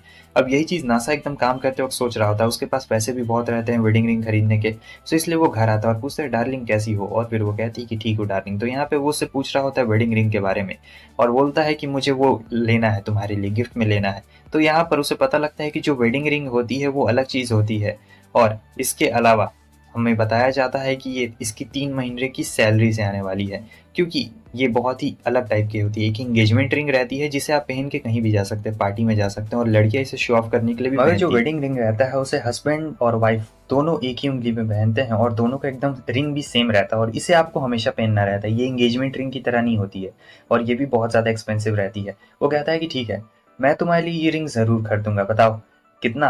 आखिर 3 महीने का सैलरी ही ना लगेगा, कोई फर्क नहीं पड़ता है। लेकिन वो सोचती है कि ये कितना बड़ा गधा है, इसे पता नहीं है कि आखिर रिंग्स कितनी ज्यादा एक्सपेंसिव होती है। मगर अब इसने फैसला कर लिया रहता है नासा ने। वो कहता है कि मैं तुम्हारे लिए रिंग खरीदूंगा, इसका मतलब खरीदूंगा, मैंने सोच लिया, क्योंकि ये मेरे प्यार दिखाने का एक तरीका है, मैं तुम्हें कितना प्यार करता हूँ। तो यहाँ पे उसने डिसाइड कर लिया रहता है और उसे कोई भी नहीं रोक सकता है। तो वो सोचती है कि एक नंबर का गधा है ये।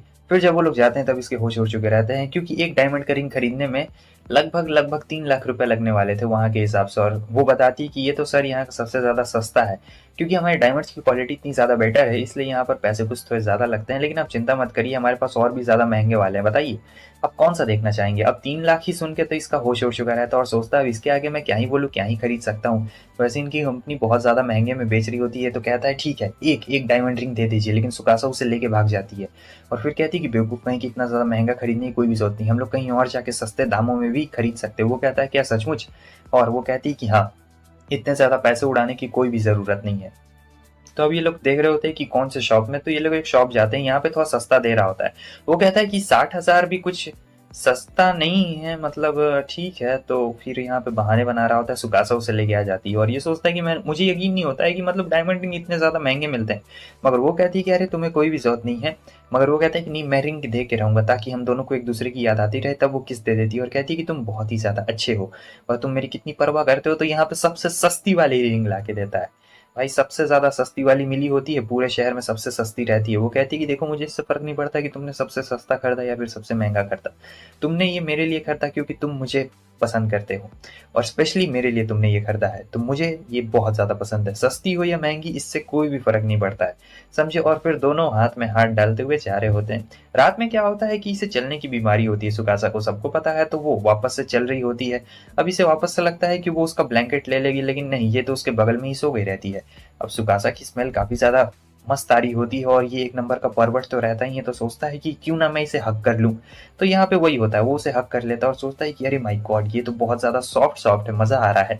फिर उसके बाद क्या होता है कि वो उल्टा मुड़ जाती है और दोनों के बीच में यहाँ पे किस हो गया रहता है। सुकासा आंख भी खोलती है, फिर वो नीचे गिर जाती है और फिर से सो गई रहती है। अब रात भर बेचारा सो नहीं पाया था।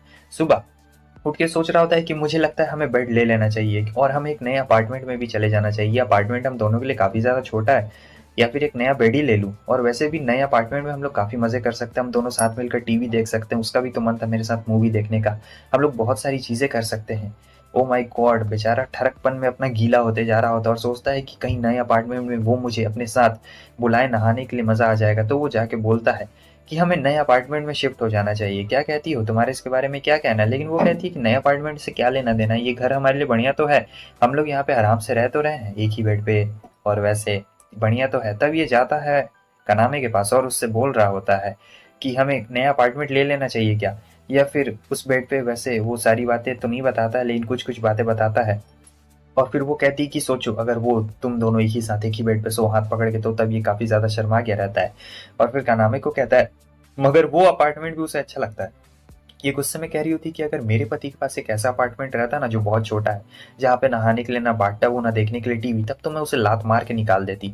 मगर पता नहीं वो तुम्हें किस तरीके से सहन कर रही है। यही सारी बातें सोचते हुए वो जा रहा होता है और कहता है कि हमें एक नया अपार्टमेंट ले लेना चाहिए, लेकिन जब जाता है तो देखता है वो कपड़े चेंज कर रही होती है। हालांकि कोई बड़ी बात तो नहीं रहती, लेकिन फिर भी वो उससे माफी मांग रहा था। सुकासा को बताता है कि देखो अगर हम लोग बड़े अपार्टमेंट में चले जाएंगे तो ये सारे इंसिडेंट वापस से नहीं होने वाले और हम लोग वहाँ पे कंफर्टेबली आराम से रह भी सकते हैं। सुकासा इसके लिए तुरंत ही मान गई रहती है। नासा कहता है कि पहले तो तुमने इसके लिए नहीं माना था, लेकिन अब तुम मान गई हो। वो इसलिए क्योंकि इसे टीवी देखने को मिलेगा और बड़ा अपार्टमेंट भी रहेगा। साथ ही साथ बोल देता है कि हम दोनों हाथ में हाथ डालकर सो भी सकते हैं। तो ये सुनकर सुकासा को भी काफी अच्छा लग रहा होता है। तो यहाँ पे इन्हें एक नए अपार्टमेंट में अब शिफ्ट होना पड़ेगा। सो इसके लिए पहले इन्हें अपार्टमेंट के बारे में जानकारी लेनी पड़ेगी कि कहाँ से अपार्टमेंट में जानकारी ले, और इन्हें एक मिडिल मैन भी चाहिए होगा। नासा कहता है कि मिडिल मैन की चिंता बिल्कुल भी मत करो, मेरे पेरेंट्स हैं ना, उसके लिए वो हमारे लिए अपार्टमेंट का जुगाड़ कर देंगे। लेकिन अरे रुको एक मिनट, मैंने तो अपने पेरेंट्स को बताया ही नहीं कि हमारी शादी हो गई है। ओ माय गॉड, मुझे अपनी मॉम को बताना पड़ेगा। तो ठीक है तुम अंदर जाओ, मैं अपनी मॉम को बता के आता हूँ कि हमारी शादी हो गई है। तो वो चली जाती है। अब यहाँ पर वो कहती गुड लक, और ये अपनी मॉम को बता रहा होता है, जिसे सुनकर उसकी मॉम एकदम हैरान हो जाती है, चिल्लाते हुए कह रही होती है कि गधे कहीं के, तुमने मुझे आज तक अभी तक नहीं बताया कि तुम्हारी शादी हो गई है, वैसे वो लड़की कौन है। फिर वो कह रहा होता है कि अरे मॉम ये वही लड़की है, वो एंजल सी लड़की, मैंने आपको बताया था ना, जिसने मेरी जान बचाई थी। आपको याद है ना, वो बहुत ही क्यूट सी लड़की थी, उसने मेरी जान बचाई थी। मैंने आपको बताया था। अब ये सारी बातें वो सुन लेती है और काफ़ी ज़्यादा शर्मा गई रहती है कि अब कॉल पे अपनी मॉम से क्या-क्या बोल रहा है मेरे बारे में, क्यूट सी लड़की। फिर अपनी मॉम के साथ ये कॉल कट कर देता है और वो कहती है कि ठीक है, मैं तुम्हारे लिए ढूँढ दूँगी अपार्टमेंट। तो अब यहाँ पे ये शर्मा गई रहती है और पूछ रही होती है कि तुमने क्या बताया है अपनी मॉम को मेरे बारे में? वो कहता है कि नहीं, ज़्यादा कुछ नहीं, तुमने मेरी जान बचाई थी और यही बोला था कि दुनिया की सबसे क्यूट लड़की ने मेरी जान बचाई और अब वो मेरी वाइफ़ है, और कुछ भी नहीं। तो यहाँ सुकासा काफ़ी ज़्यादा शर्मा गई रहती है, क्या ही बोले, और बोलती है कि तुम एक नंबर के नॉटी हो। सो फाइनली अब इन्हें जाना रहता है वापस से अपने घर पे, जहाँ पर इसके मॉम डैड रहते हैं। तो इसे अपने होम टाउन में जाना रहता है। तो वो अपनी मॉम का मैसेज देखता है जहाँ पे वो कहती है कि तुम एक नंबर के नॉटी हो बच्चे। मुझे पता है कि आखिर तुम क्यों आना चाहते हो, क्योंकि तुम्हें कमरा चाहिए। वो कमरा तुम लोग के लिए छोटा पड़ रहा है, लेकिन सबसे पहले तुम्हें आना पड़ेगा हमारे पास में, ताकि हम तुम्हारी वाइफ को देख सकें। अब वो जानता था कि उसे अब घर तो जाना ही पड़ेगा, और जाना नहीं चाहता था ये, क्योंकि इसका होम टाउन थोड़ा दूर भी रहता है और सुकासा को भी दिखा रहा होता है। नासा काफ़ी शर्मा गया रहता है, क्योंकि उसकी मॉम उसे टेक्स्ट कर रही होती है बिल्कुल बच्चों वाले, क्योंकि ये बच्चा ही तो रहता है अपनी मॉम के लिए और कुछ भी नहीं।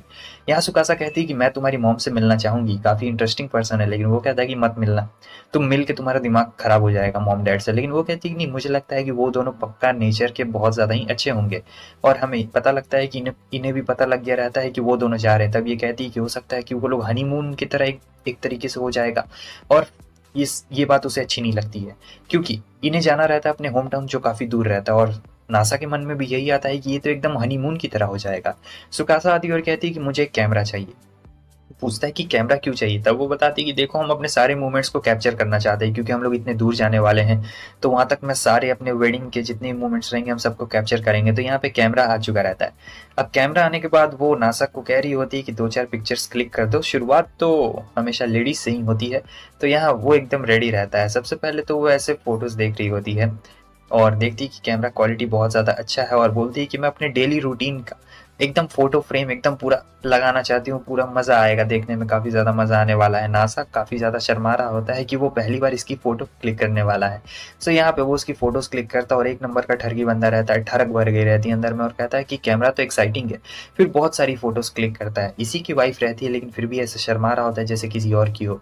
और फिर वो इसकी फ़ोटो क्लिक करती है और फ़ोटो अच्छी नहीं आई रहती है, कह रहा था कि डिलीट करो, लेकिन नहीं करती है। उसके बाद ये लोग आ जाते हैं यहाँ पर, और हमें देखते हैं कि यहाँ भी फोटोज क्लिक कर रहा होता है और सोचती है कि कितनी फोटोज क्लिक करेगा। हालांकि इसके पास पैसे होते हैं कि ये लोग ट्रेन से जा सकते हैं, लेकिन वो कहती है कि नहीं, हम लोग ट्रेन से नहीं जाएंगे, हम लोग जाएंगे आराम से बस से, क्योंकि मैं तुम्हारे साथ रात गुजारना चाहती हूँ बस में, और हम दोनों आराम से बस में रहेंगे। ट्रेन से तो 2 घंटे में पहुंचेंगे, लेकिन बस में रात लग जाएगी, इसलिए बस से चलना चाहती हूँ। तो वो कहता है कि ठीक है, चलो बस नहीं चलते हैं। आगे हम देखते हैं जब ये लोग जा रहे होते हैं, तब बस पूरी खाली रहती है। अब बस में आराम से बैठ गए रहते हैं और मज़े कर रहे होते हैं। बस रुकने वाली रहेगी रात में, 20-15 मिनट के लिए रुकेगी वहाँ पे, और चिटोसे आ गई रहती है। वो इन लोगों का डाइवोर्स करवाना चाहती थी किसी भी तरीके से, क्योंकि वो नहीं देखना चाहती थी। सर्वेंट्स कह रहे होते कि मैडम वो लोग कितने अच्छे कपल है, खुश है, लेकिन आपको क्या हो रहा है? तब वो कहती है कि मैंने अभी उनकी मैरिज को अप्रूवल नहीं दिया है। ये लोग जान रहे थे कि ये बहुत चिढ़ रही है नासा से, क्योंकि उसने शादी जो कर ली रहती है, और आगे ये सोच रहा होता है कि काश ये मेरे कंधे पे सो जाती। वो सोई रहती है, अचानक से बस ऐसे हिचकोले मारती है और ये इसके कंधे पे सो गई रहती है। बेचारा बहुत ज़्यादा शर्मा गया रहता है, सो ही नहीं पाता। अब जब बस रुकती है तब देख रही होती है कि अरे ये क्या डार्लिंग, तुम सोई नहीं हो क्या रात भर, क्या हुआ है तुम्हें? ये सोच रहा होता है कि मेरी बीवी कितनी ज़्यादा स्ट्रांग और टफ है, मतलब उस बस का सीट इतना ज़्यादा कड़क था, फिर भी ये सो गई आराम से, और मेरी पीठ एकदम दर्द कर रही है। उस दिन इसने मुझे एक्सीडेंट से भी बचाई, ये तो सचमुच एक सुपर वुमेन है। कहीं ये मेरे पीठ का दर्द अपने ऊपर ना ले ले, इसीलिए ये सोचता है कि मुझे इस डंडे को फेंक देना चाहिए और वापस से एकदम मर्द की तरह खड़े हो जाना चाहिए, ताकि इसे लगे ना कि ये सब इसकी वजह से हुआ है, क्योंकि इसी ने बस में आने को कहा था। उसके बाद ये लोग एक स्टोर में जाते हैं और यहाँ चिटो से बहुत गुस्से में रहती, कह रही होती कि ऐसा नहीं हो सकता है, इन दोनों को डाइवोर्स लेना ही पड़ेगा।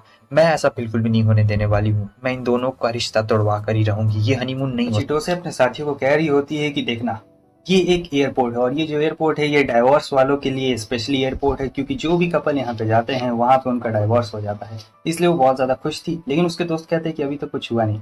मगर चिटो से कहती है कि रुको, अभी तो होना बाकी है, और वो बहुत ज़्यादा खुश भी होती है क्योंकि इनका डाइवोर्स हो जाए, लेकिन ये कहता है कि वो मैं अपना फ़ोन भूल गया, तो नासा तुरंत ही चला जाता है अपना फ़ोन लेने के लिए। अब ये खुश होती है कि अब देखना कुछ होगा, लेकिन ऐसा कुछ होता नहीं है। सुकासा वहाँ आ जाती है, नासा पूछता है उससे कि तुम, सुकासा से कहता है कि तुम यहाँ पे क्या कर रही हो। सुकासा कहती है कि मैं यहीं पे तुम्हारा इंतजार करने के लिए आ गई। नासा कहता है कि तुम वहाँ पर भी इंतजार कर सकती थी, लेकिन वो कहता है कि नहीं।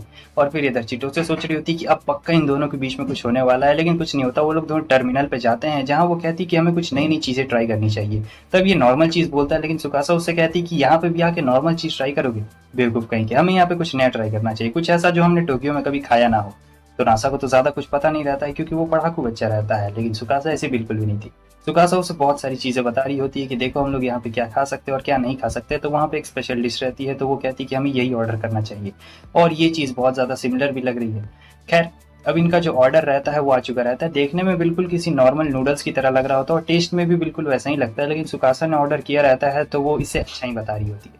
अब नासा की बारी रहती है। नासा जब उसे खाता है तो कहता है कि ये तो बिल्कुल किसी नॉर्मल नूडल की तरह लग रहा है, और सुकासा को तो बिल्कुल वैसे ही सेम टेस्ट आ रहा होता है, लेकिन फिर भी वो उससे अच्छा कह रही होती है। और नासा कहता है कि हाँ बिल्कुल सेम लग रहा है, तुम्हें एक काम करना चाहिए, तुम्हें लेमन के साथ इसे ट्राई करना चाहिए क्योंकि इसमें लेमन भी है और ये एक स्पेशल तरीके की डिश है, और तुम्ही ने तो कहा कि तुम्हें कुछ नया ट्राई करना है।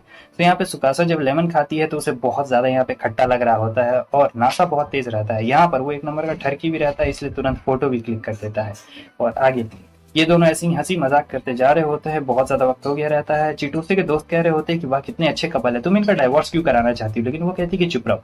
और फिर आगे हम देख रहे होते हैं कि ये लोग जा रहे हैं जहाँ पे नासा कहता है कि वो मुझे कुछ याद आ गया, मैं लेने के लिए वहाँ पे जा रहा हूँ, लेकिन इससे पहले तुम ये लो, तुम ये बन खाओ, मेलन ब्रेड खाओ, और तब तक मैं वो सामान लेके आता हूँ। तो हमारे नासा को जाना रहता है, तो वो यहाँ से अब चला गया रहता है। तब तक चिटोसे आती है और कहती है कि तुम ये क्या कर रही हो। वो कहती है कि मैं बन खा रही हूँ। चिटोसे कहती है मेरा मतलब वो नहीं था, मेरी इजाजत के बगैर तुमने शादी कर ली और ऊपर से अब ये बन खा रही हो मजे से। तब सुकासा कहती है कि अरे देखो ये बन टेस्टी है, बहुत ज़्यादा टेस्टी है, लेकिन तब तक वहाँ रिपोर्टर्स आ चुके रहते हैं।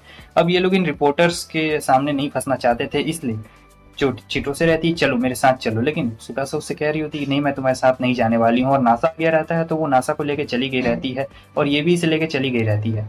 यहाँ पर इनका बस स्टार्ट हो चुका रहता है, जहाँ नासा पूछता है कि आखिर वो चिटोसे यहाँ क्या कर रही है। तब ये बताती है कि वो हमारी मैरिज से खुश नहीं है और वो चाहती है कि हम लोग डाइवोर्स ले लें। और नासा सोचता है कि मुझे उससे मिलकर अच्छी तरीके से बात कर लेनी चाहिए, मगर सुकासा कहती है कि तुम्हें ऐसा करने की कुछ भी ज़रूरत नहीं है, मैं हूं ना, मैं सारी चीज़ें संभाल लूंगी। और दूसरी तरफ इसके दोस्त कह रहे होते हैं कि अरे आप चिंता क्यों करते हैं, हम हमारे पास लग्जरी कार है, हम लोग आराम से उनका पीछा कर सकते हैं, वो लोग तो ऐसे भी बस से जा रहे हैं और हमें ज़्यादा टाइम थोड़ी लगने वाला। मगर फिर भी चिटोसे को तो यहाँ गुस्सा आ रहा होता है क्योंकि सुकासा पहले ही बहुत दूर जा चुकी होती है, लेकिन ये लोग कहते हैं चिल करो। और फिर ये लोग पहुंच चुके रहते हैं। अब कुछ ही दूरी पे इसका होम टाउन रहता है हमारे नासा का, लेकिन वो सोचता है कि क्योटो जाने से पहले हम लोग बहुत देर घूम भी सकते हैं, इसलिए वो सुकासा से कहता है कि हमारे पास बहुत ज़्यादा वक्त है, बताओ हमें कुछ ऐसा करना चाहिए जो हम लोग टोक्यो में ना कर सके, क्योंकि क्योटो में बहुत ज़्यादा स्पेशल चीज़ें हैं और यहाँ पे बहुत ज़्यादा आर्किटेक्ट भी हैं पुराने वाले, तो ये लोग आराम से घूम सकते हैं। सुकासा भी बहुत ज़्यादा खुश होती है और यहाँ हमारा नासा भी उसकी बहुत सारी तस्वीरें लेने को कह रहा होता है। सुकासा और भी ज़्यादा खुश हो जाती है क्योंकि एक तो ये क्योटो नई जगह रहती है और उसे घूमना भी रहता है। तो अब ये लोग यहाँ पे फैसला करते हैं कि ये लोग स्पेशल और पुरानी जगह पे जाना शुरू करेंगे। तो यहाँ वो किमोनो पहन के आ जाती है जहाँ पे काफ़ी खूबसूरत लग रही थी, और ये तो देख के पागल हो गया था, एक नंबर का ठरकी रहता है। तब तक चिटोसे आ जाती है और कहती है कि तुम लोग यहाँ पे क्या कर रहे हो। अब चिटोसे तो उनकी मैरिज को एक्सेप्ट बिल्कुल भी नहीं करती है, तो वो कहती है कि आखिर तुम लोग यहाँ पे क्या कर रहे हो। और ये लोग बता रहे होते हैं कि हम लोग घूमने के लिए जा रहे हैं और सारी प्लानिंग के बारे में बता रहे होते हैं कि कहाँ पे जा रहे हैं। तब चिटोसे को और गुस्सा आ जाता है और नासा उससे कहता है कि ठीक है काम करता हूँ चिटोसे, तुम मेरे साथ आ जाओ और तुम लोग जाओ सुकासा को घुमा के लेके आओ।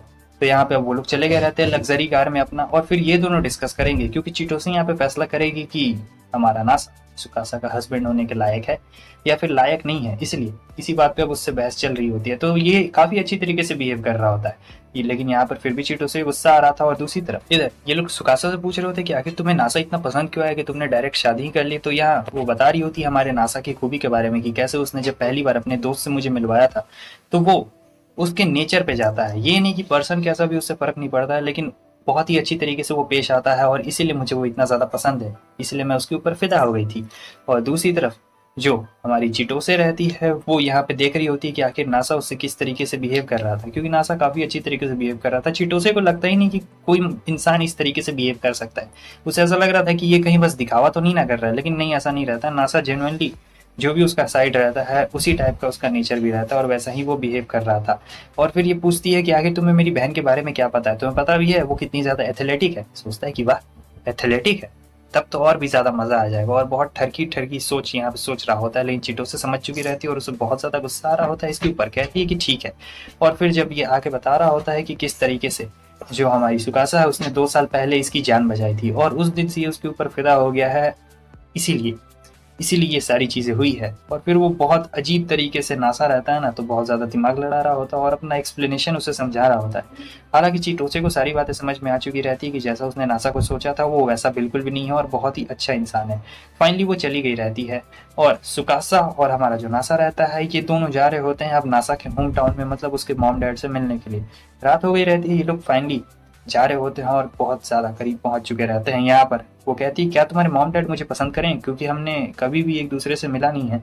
वो कहता है कि चिंता मत करो, मैं उन्हें कहूँगा कि ये मेरी वाइफ है, दुनिया की सबसे क्यूटेस्ट लड़की। और फिर वो लोग फाइनली पहुंच गए रहते हैं। तब यह सुकासा को लगता है कि कोई हमें देख रहा है और ये कोई और नहीं नासा की मॉम रहती है। और ये लोग आई कांटेक्ट करते हैं। फिर नासा कह रहा होता है कि मैं उसे बुलाता हूँ, लेकिन वो कहती है कि मैं रेडी नहीं हूँ। तब तक सुकासा आ चुकी रहती है और वो अच्छी से ग्रीटिंग कर रही होती है। वो पूछते हैं कि फादर कहाँ पर है, तब वो बोल रही होती है कि वो तुम्हारे फादर लिविंग रूम में। और वो काफ़ी ज़्यादा घबराए हुए हैं। कोई बात नहीं आ जाओ, तुम लोग दोनों अंदर क्यों नहीं आते हो। उसके बाद वो दोनों अंदर आ चुके रहते हैं जहाँ ये मिठाई लेके आए रहते हैं। उसके फादर कहते हैं कि तुम जाके नहाते क्यों नहीं हो नासा, लेकिन नासा कहता है कि मैं बिल्कुल भी नहीं जाने वाला हूँ।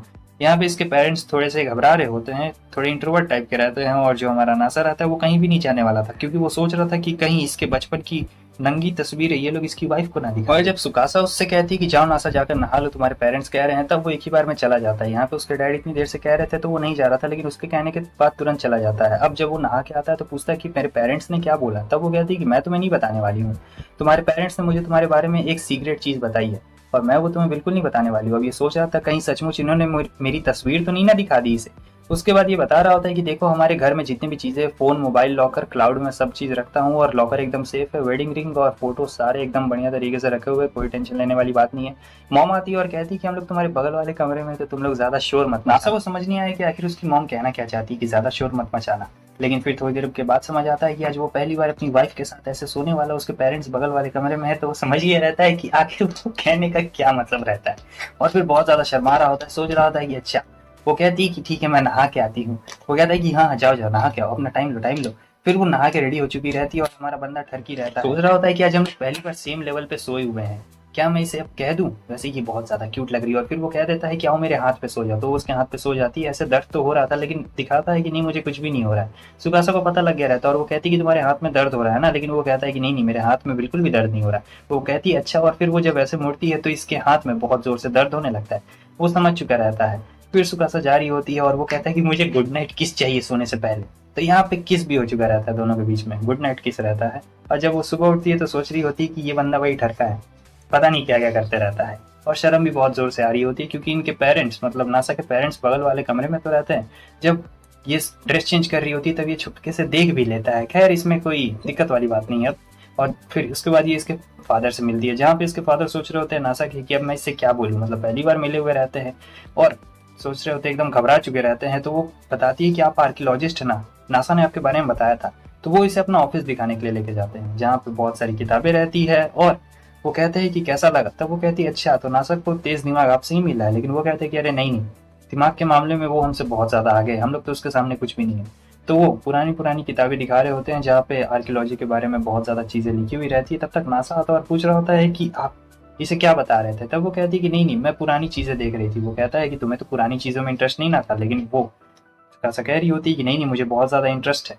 और फिर उसकी मॉम ने उसे खाना खाने के लिए बुला दिया रहता है। तो अब ये दोनों चले जाते हैं खाना खाने के लिए और फिर कमरे में आ चुके रहते हैं, जहाँ पर ये बता रही होती कि मैं तुम्हारे साथ पुरानी जगहों पे जाना चाहती हूँ घूमने के लिए, तस्वीरें भी खिंचवाना चाहती हूँ। तब ये लोग पुरानी जगह पे आ चुके रहते हैं और ये जो पुरानी जगह रहती है यहाँ पे ये लोग तस्वीर खींच रहे होते हैं। नासा का टाइम बहुत बढ़िया चल रहा होता है, नासा को मज़ा भी बहुत ज़्यादा आ रहा होता है। और हिस्ट्री के बारे में सुकासा भी बहुत कुछ जानती थी, क्योंकि उसे हिस्ट्री पसंद रहती है, नासा भी जानता था। और मज़े कर रहे होते हैं और ये लोग आ चुके रहते हैं एक अलग जगह पे जहाँ पे कुछ दिखता नहीं है। तब सुकासा बताती है कि पहले इस जगह पे बहुत कुछ हुआ करता था लाखों साल पहले, मगर फिर उनके पास ज़्यादा जगह नहीं थी तो उन्होंने इस कैसल को यहाँ पे डाल दिया और इस जगह पे बहुत सारी चीज़ें हुई है।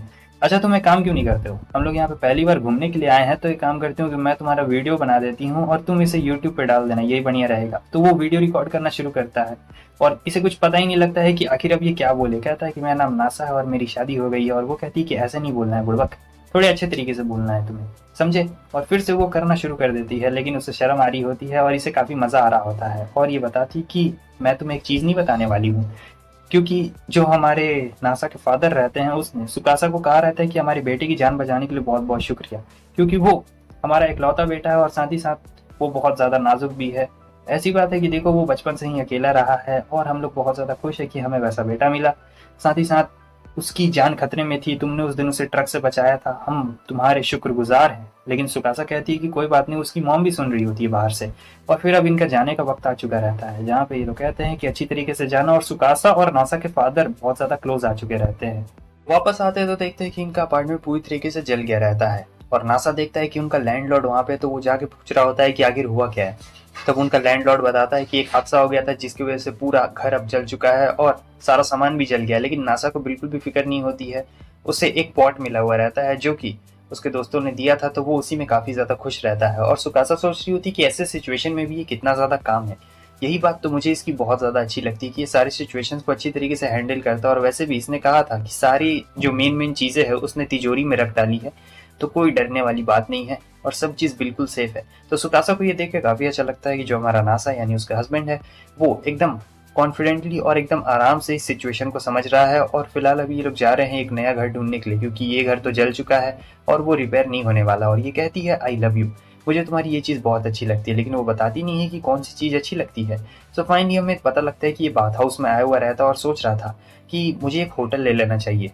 मैं अपनी वाइफ के साथ ही तो रह रहा हूँ, तो मुझे एक होटल ले ही लेना चाहिए, और वैसे भी होटल में रहने में बुराई क्या है, आखिर है तो वो मेरी वाइफ ही, तो इसमें ज्यादा कुछ सोचने वाली बात बिल्कुल भी नहीं है। हालांकि शर्म बहुत ज्यादा आ रही होती है यहाँ पे सुकासा को। जब वो सोच ही रहा होता है तब तक वहाँ पे कनामे आ जाती है और कहती है कि तुम क्या ठरकी जैसा कुछ सोच रहे हो। वो कहता है कि तुम यहाँ पे, और फिर पानी के अंदर तुरंत ही चला गया रहता है।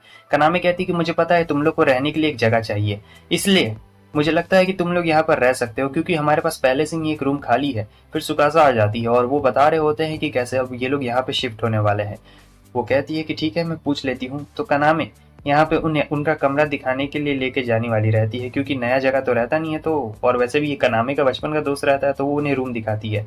नासा कहता है कि तुम्हें अपने मॉम से बात कर लेना चाहिए। वो कहती है कि ठीक है मैं जाती हूँ, अपनी मॉम से बात कर लेती हूँ और फिर सारी चीज़ें डील करके आती हूँ, कितना लगेगा और कितना। तो वो चली गई रहती है और फिर ये बोल रहा होता है कि अब से हम लोग यहीं पे रहने वाले हैं। सुकासा कहती है कि मैं तुम्हें बहुत पसंद करती हूँ डार्लिंग, मतलब तुम सचमुच काफ़ी ज़्यादा कूल हो। मैं इतना कॉम्प्लीमेंट दे रही होती है कि बेचारा शर्मा गया रहता है। फिर कनामे आ जाती है और कहती है कि मॉम ने कह दिया है कि तुम दोनों यहाँ पर रह सकते हो, तो आराम से इंजॉय करो। शाम के सीन में हमें दिखाया जाता है जहाँ ये सोचती है कि अब वो लोग यहाँ रहने वाले हैं। हालांकि जो आया है वो नासा को पसंद करती है, लेकिन आया को अभी तक पता नहीं रहता है कि नासा की शादी हो गई है। क्या मुझे जाकर उसे बता देना चाहिए? अगर मैं बता दूंगी तो उसका दिल बहुत ही बुरी तरीके से टूट जाएगा। तो उसके बाद आया के पास वो जाती है ताकि वो बता सके कि नासा की शादी हो गई है। लेकिन जब वो बोलती कि नासा यहाँ पर है तब वो एकदम घबरा जाती है और कहती है कि नासा यहाँ पर। तब नासा आ चुका रहता है और फिर ये दोनों बात कर रहे होते हैं, जहाँ पर बात बात में वो सोच रही होती है कि कोई आखिर वेडिंग रिंग कैसे नहीं देख सकता है। नासा ने वेडिंग रिंग पहनी हुई है और नासा बात कर रहा होता है, जहाँ पे इसे ऐसा लग रहा होता है कि सुकासा इसी की फैमिली मेंबर है और उसे कुछ भी समझ में नहीं आ रहा होता है। आया को तो अभी भी लगता है कि वो सिंगल है। तब तक इनकी मॉम आ जाती है और कहती है कि नासा की वाइफ कितनी अच्छी है ना, वो भी हमारे साथ अब यहीं अपार्टमेंट में रहेगी। तब इसे पता लगता है कि क्या नासा की शादी हो गई है। फिर वो अपनी मॉम से पूछती है कि ये कब हुआ, आपने कभी मुझे बताया क्यों नहीं। वो लोग कहते हैं कि अरे क्या बात है, तुम्हें नहीं पता, इसकी शादी बहुत पहले ही हो गई थी। बात ये है कि जो हमारी आया है वो नासा को बचपन से ही पसंद करती थी, लेकिन उसने कभी खुल के उसे बताया नहीं रहता है, तो उसने अपना प्यार खो दिया था। यहाँ पे उसकी मॉम कहती है कि अरे तुम इतना घबरा क्यों रही हो, ये तो तुम्हारा फर्स्ट लव था और मेरे पति ने मुझे छोड़ दिया है, तो तुम्हें अपने पहले प्यार की क्या इतनी फिक्र पड़ी है। कोई बात नहीं, तुमने कन्फेस नहीं किया इसलिए नहीं हो पाया, टेंशन बिल्कुल भी मत लो। और इसी बात को लेकर इन दोनों के बीच में लड़ाई चल रही होती है, बहुत ही भयंकर वाली, क्योंकि आया ने अपना पहला प्यार खो दिया रहता है और कनामे भी यही बात बोल रही होती है कि तुम्हें उसी वक्त बोल देना चाहिए था। अगर तुम उस वक्त बोल देती तो हो सकता है सिचुएशन कुछ और रहती, लेकिन अब सिचुएशन बहुत ज्यादा पलट गई है। हालांकि उसने रियलिटी को एक्सेप्ट कर लिया रहता और नासा कहती है कि मैं उम्मीद करती हूँ कि तुम्हारी मैरिड लाइफ बहुत ही अच्छी होगी। कनामे जानती थी कि आया को कितना दर्द हो रहा होगा इस डिसीजन को लेने में। अब लॉन्ड्री करने का वक्त आ गया रहता है, तो सुकासा कहती है कि मैं नहीं चाहती हूँ कि तुम लॉन्ड्री करो, मैं नहीं चाहती हूँ कि तुम मेरे कपड़े देखो। नासा कहता है अच्छा ऐसी बात है क्या, ठीक है मैं नहीं करूंगा, तुम ही चाहो लॉन्ड्री कर देना। सुकासा कहती है कि ठीक है मैं हम दोनों के कपड़े को लॉन्ड्री कर दूंगी। तो नासा आराम से अब रहता है और सोच रहा था कि ओ माय गॉड, अगर मुझे मौका मिल जाता तो काफ़ी ज़्यादा मज़ा आ जाता। मगर थोड़ी देर के बाद हम देख रहे होते हैं कि जब वो लॉन्ड्री करने जा रही होती है तब तक कनामे आती है और कहती है कि मॉम तुम्हें बुला रही है सुकासा। तब सुकासा वहाँ से चली जाती है और फिर हमारा नासा अलग रहता है और नासा इतना बड़ा ठरकी रहता है, वो देख रहा होता है कि ये सब सुकासा के कपड़े हैं। फिर एकदम ठरकी वाला हरकत कर रहा होता है और कहता है कि वाह क्या मस्त महक रहा है। तब तक कनामे आ जाती है और जिसे देख के वो हैरान हो चुका रहता है। वो पूछता है कि तुम यहाँ पे क्या कर रही हो। कनामे ने सब देख लिया रहता है लेकिन फिर भी ऐसे एक्टिंग करती है कि जैसे उसने कुछ नहीं देखा और कहती है मैं यहाँ पे कुछ सामान भूल गई और मैं उसी सामान को लेने के लिए यहाँ पे वापस आई हूँ। नासा एकदम डर गया रहता है कि कहीं इसने कुछ देख ना लिया हो, लेकिन उसने कुछ देखा नहीं था। ये लड़कियों के अंडरवेयर कितने ज्यादा डिजाइनिंग होते हैं, हम लड़कों के तो बहुत ही नॉर्मल रहते हैं। तो ये लोग लॉन्ड्री करने के लिए आए रहते हैं जहाँ पे उसे पता लगता है कि सुकासा ने तो कुछ पहना ही नहीं हुआ रहता है अंदर, बस उसने ये ट्रैक सूट पहना हुआ रहता है और ये बहुत ठरक महसूस कर रहा होता है कि ओ माय गॉड अगर एक बार दिख जाता तो मजा ही आ जाता। खैर जब तक यहाँ पे कपड़े लॉन्ड्री हो रहे होते तब तक दोनों साथ में बैठे हुए रहते हैं और फिर वो बताती कि हाँ सही में ट्रैक सूट के अंदर मैंने कुछ भी नहीं पहना है। ये उसकी फोटो क्लिक कर लेता और कहता है कि तुम ऐसे शर्माती हुई काफी ज्यादा क्यूट लगती हो। वो कहती है कि एक नंबर के ठरकी हो, लेकिन वो कहता है कि तुम मेरी वाइफ जो हो तो इतना तो मेरा हक बनता ही है कि मैं फोटो ले सकता हूँ और ये कितनी ज्यादा क्यूट। अगले सीन में जब वो घर आते हैं तो कनामे कहती कि क्या अगर उसके पास कपड़े नहीं है तो तुम्हें जाकर उसे शॉपिंग करवानी चाहिए, नए कपड़े खरीदवाने चाहिए बेवकूफ कहीं के। सो कनामे की ये बात वो मान लेता है और सोचता है कि ये बिल्कुल सही कह रही है, अगर सुकासा के पास कपड़े नहीं है तो ये मेरी जिम्मेवारी बनती है कि मैं जाऊं और उसके लिए प्यारे प्यारे कपड़े खरीद के लाऊं। सो वो बात सुकासा के पास जाता है और फिर सुकासा से कहता है कि ठीक है चलो चल के कपड़े खरीदते हैं। वो कहती है कि ठीक है तब चलो चल कर कपड़े खरीदते हैं, मज़ा आ जाएगा कपड़े खरीदने में, पक्का तुम श्योर हो ना। और ये सोच रहा होता है कि काश काश मज़ा आ जाएगा, मैं उसके आउटफिट को देख सकता। और फिर वो कहती है कि तुम क्या सोच रहे हो। कहता है कि अरे नहीं नहीं कुछ भी नहीं, चलो डिपार्टमेंट स्टोर चलते हैं। तो ये लोग आ चुके रहते हैं जहाँ पे उसे काफ़ी अजीब लग रहा होता है और वो एक एक करके ड्रेस चेंज करके उसे दिखा रही होती है। वो कहता है कि ये मुझे अच्छा नहीं लग रही, ये कुछ ज़्यादा ही रिवीलिंग वाले कपड़े हैं, मैं नहीं चाहता हूँ कि कोई तुम्हें ऐसे देखे। वो कहती है कि ठीक है अगर तुम्हें पसंद नहीं है तो मैं ऐसे कपड़े नहीं ऐसे वाले कपड़े पहनूंगी। तो ये ज़्यादा सूट कर रहे होते हैं सुकासा के ऊपर। और फिर ये सोच रहा होता है कि ये मैं लेडीज सेक्शन वाले में आ गया क्या, अरे यार यहाँ पे तो खड़े ही होते मुझे ऐसा लग रहा है कि पुलिस आके मुझे अरेस्ट कर लेगी। बहुत ज़्यादा इसे शाई फील हो रहा होता है। तो ये सुकासा से कहता है कि मैं चलता हूँ, लेकिन वो कहती है कि नहीं तुम चलो ना मेरे साथ में चलो। तो फिर वो उसे ज़बरदस्ती अंदर ला के बैठा डालती है और फिर अपना शॉपिंग करना शुरू कर देती है, जहाँ पे ये बहुत ठरकी बंदा सब चीज़ों को देख रहा होता है। फाइनली अब ये लोग आगे रहते हैं शॉपिंग करने के बाद, जहाँ पे ये कहता है कि काश मैं तुम्हें एक बार अंडरवेयर में देख पाता। हालांकि ये बात वो जोर से थोड़ा सा बोल देता है क्राउडेड एरिया में, जहाँ पे सुकासा भी बहुत ज़्यादा शर्मा जाती है और कहती है कि ठीक है अगर तुम्हें देखना है तो मैं तुम्हें दिखा दूंगी, लेकिन ऐसे जोर जोर से बोल के सबके सामने शर्मिंदा मत करो। नासा अपने नए कमरे को देख रहा होता है। हालांकि कनामे ने उन्हें पहले ही बता दिया रहता है कि ये कमरा थोड़ा सा पुराना है क्योंकि उसके डैड इस कमरे को यूज़ किया करते थे, अब उसके डैड तो रहे नहीं है।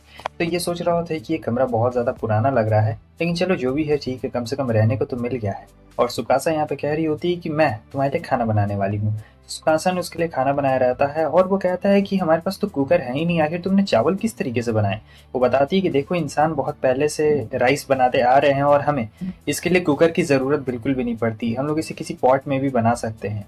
और सोच रहा होता है कि ओ माय गॉड ये तो नए तरीके का मतलब डिश है, एक तरीके से नए तरीके से चावल इसने बनाया और खाता है तो बहुत टेस्टी लगता है। उसकी बहुत ज़्यादा तारीफ कर रहा होता है और कहता है कि ये बहुत जूसी है। वो बताती है कि सुपर मार्केट में काफ़ी ज़्यादा सस्ते से मिल गया है मुझे ये, और मैं हर वो डिश को बनाकर तुम्हें खिलाना चाहती हूँ जो तुमने आज तक कभी खाया नहीं है, क्योंकि मैं तुम्हारी जीभ को एक नए चीज़ का टेस्ट दिलवाना चाहती हूँ। अब पता नहीं कौन से टेस्ट का बात कर रहा है, लेकिन शायद किसी और चीज़ के बारे में बात कर रहे हैं। नासा तो बहुत ज़्यादा शर्मा गया था, लेकिन खाना बहुत ज़्यादा टेस्टी रहता है। उसके बाद ये दोनों अपना ही ऐसे फ्लर्टिंग करते जा रहे होते हैं। सुकासा तो बहुत ज़्यादा मज़े ले रही होती है इसकी। और फिर अब ये टीवी देखने के लिए गया रहता है, लेकिन टीवी तो यहाँ पे ऑन हो ही नहीं रहा होता। सुकासा कहती है कि क्या, लेकिन फिर बाद में टीवी ऑन हो चुका रहता है और टीवी में भी कुछ खास प्रोग्राम नहीं आ रहा था। तब तक कनामे आ जाती है और कहती है कि हमारे कस्टमर ने हमें ये मेलन दिया है, ये लो ये मेलन तुम दोनों के लिए है और तुम दोनों इसे आराम से खाओ, मैं तुम दोनों को डिस्टर्ब बिल्कुल भी नहीं करने वाली हूँ। अब जब कनामे चली गई रहती है तो ये दोनों बिल्कुल अकेले हो जाते हैं।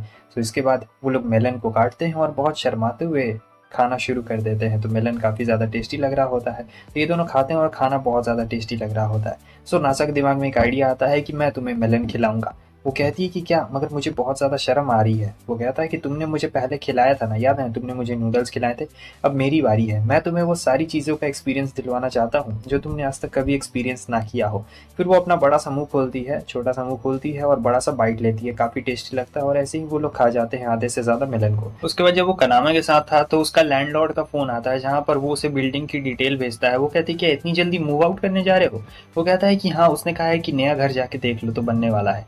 तो इसके बाद वो जाता है सुनामे के पास और फिर उससे कह रहा होता है कि चलो हमें नया घर देखने के लिए जाना है, मेरे लैंडलॉर्ड ने मुझे फ़ोन किया। सुकासा कहती है कि ठीक है।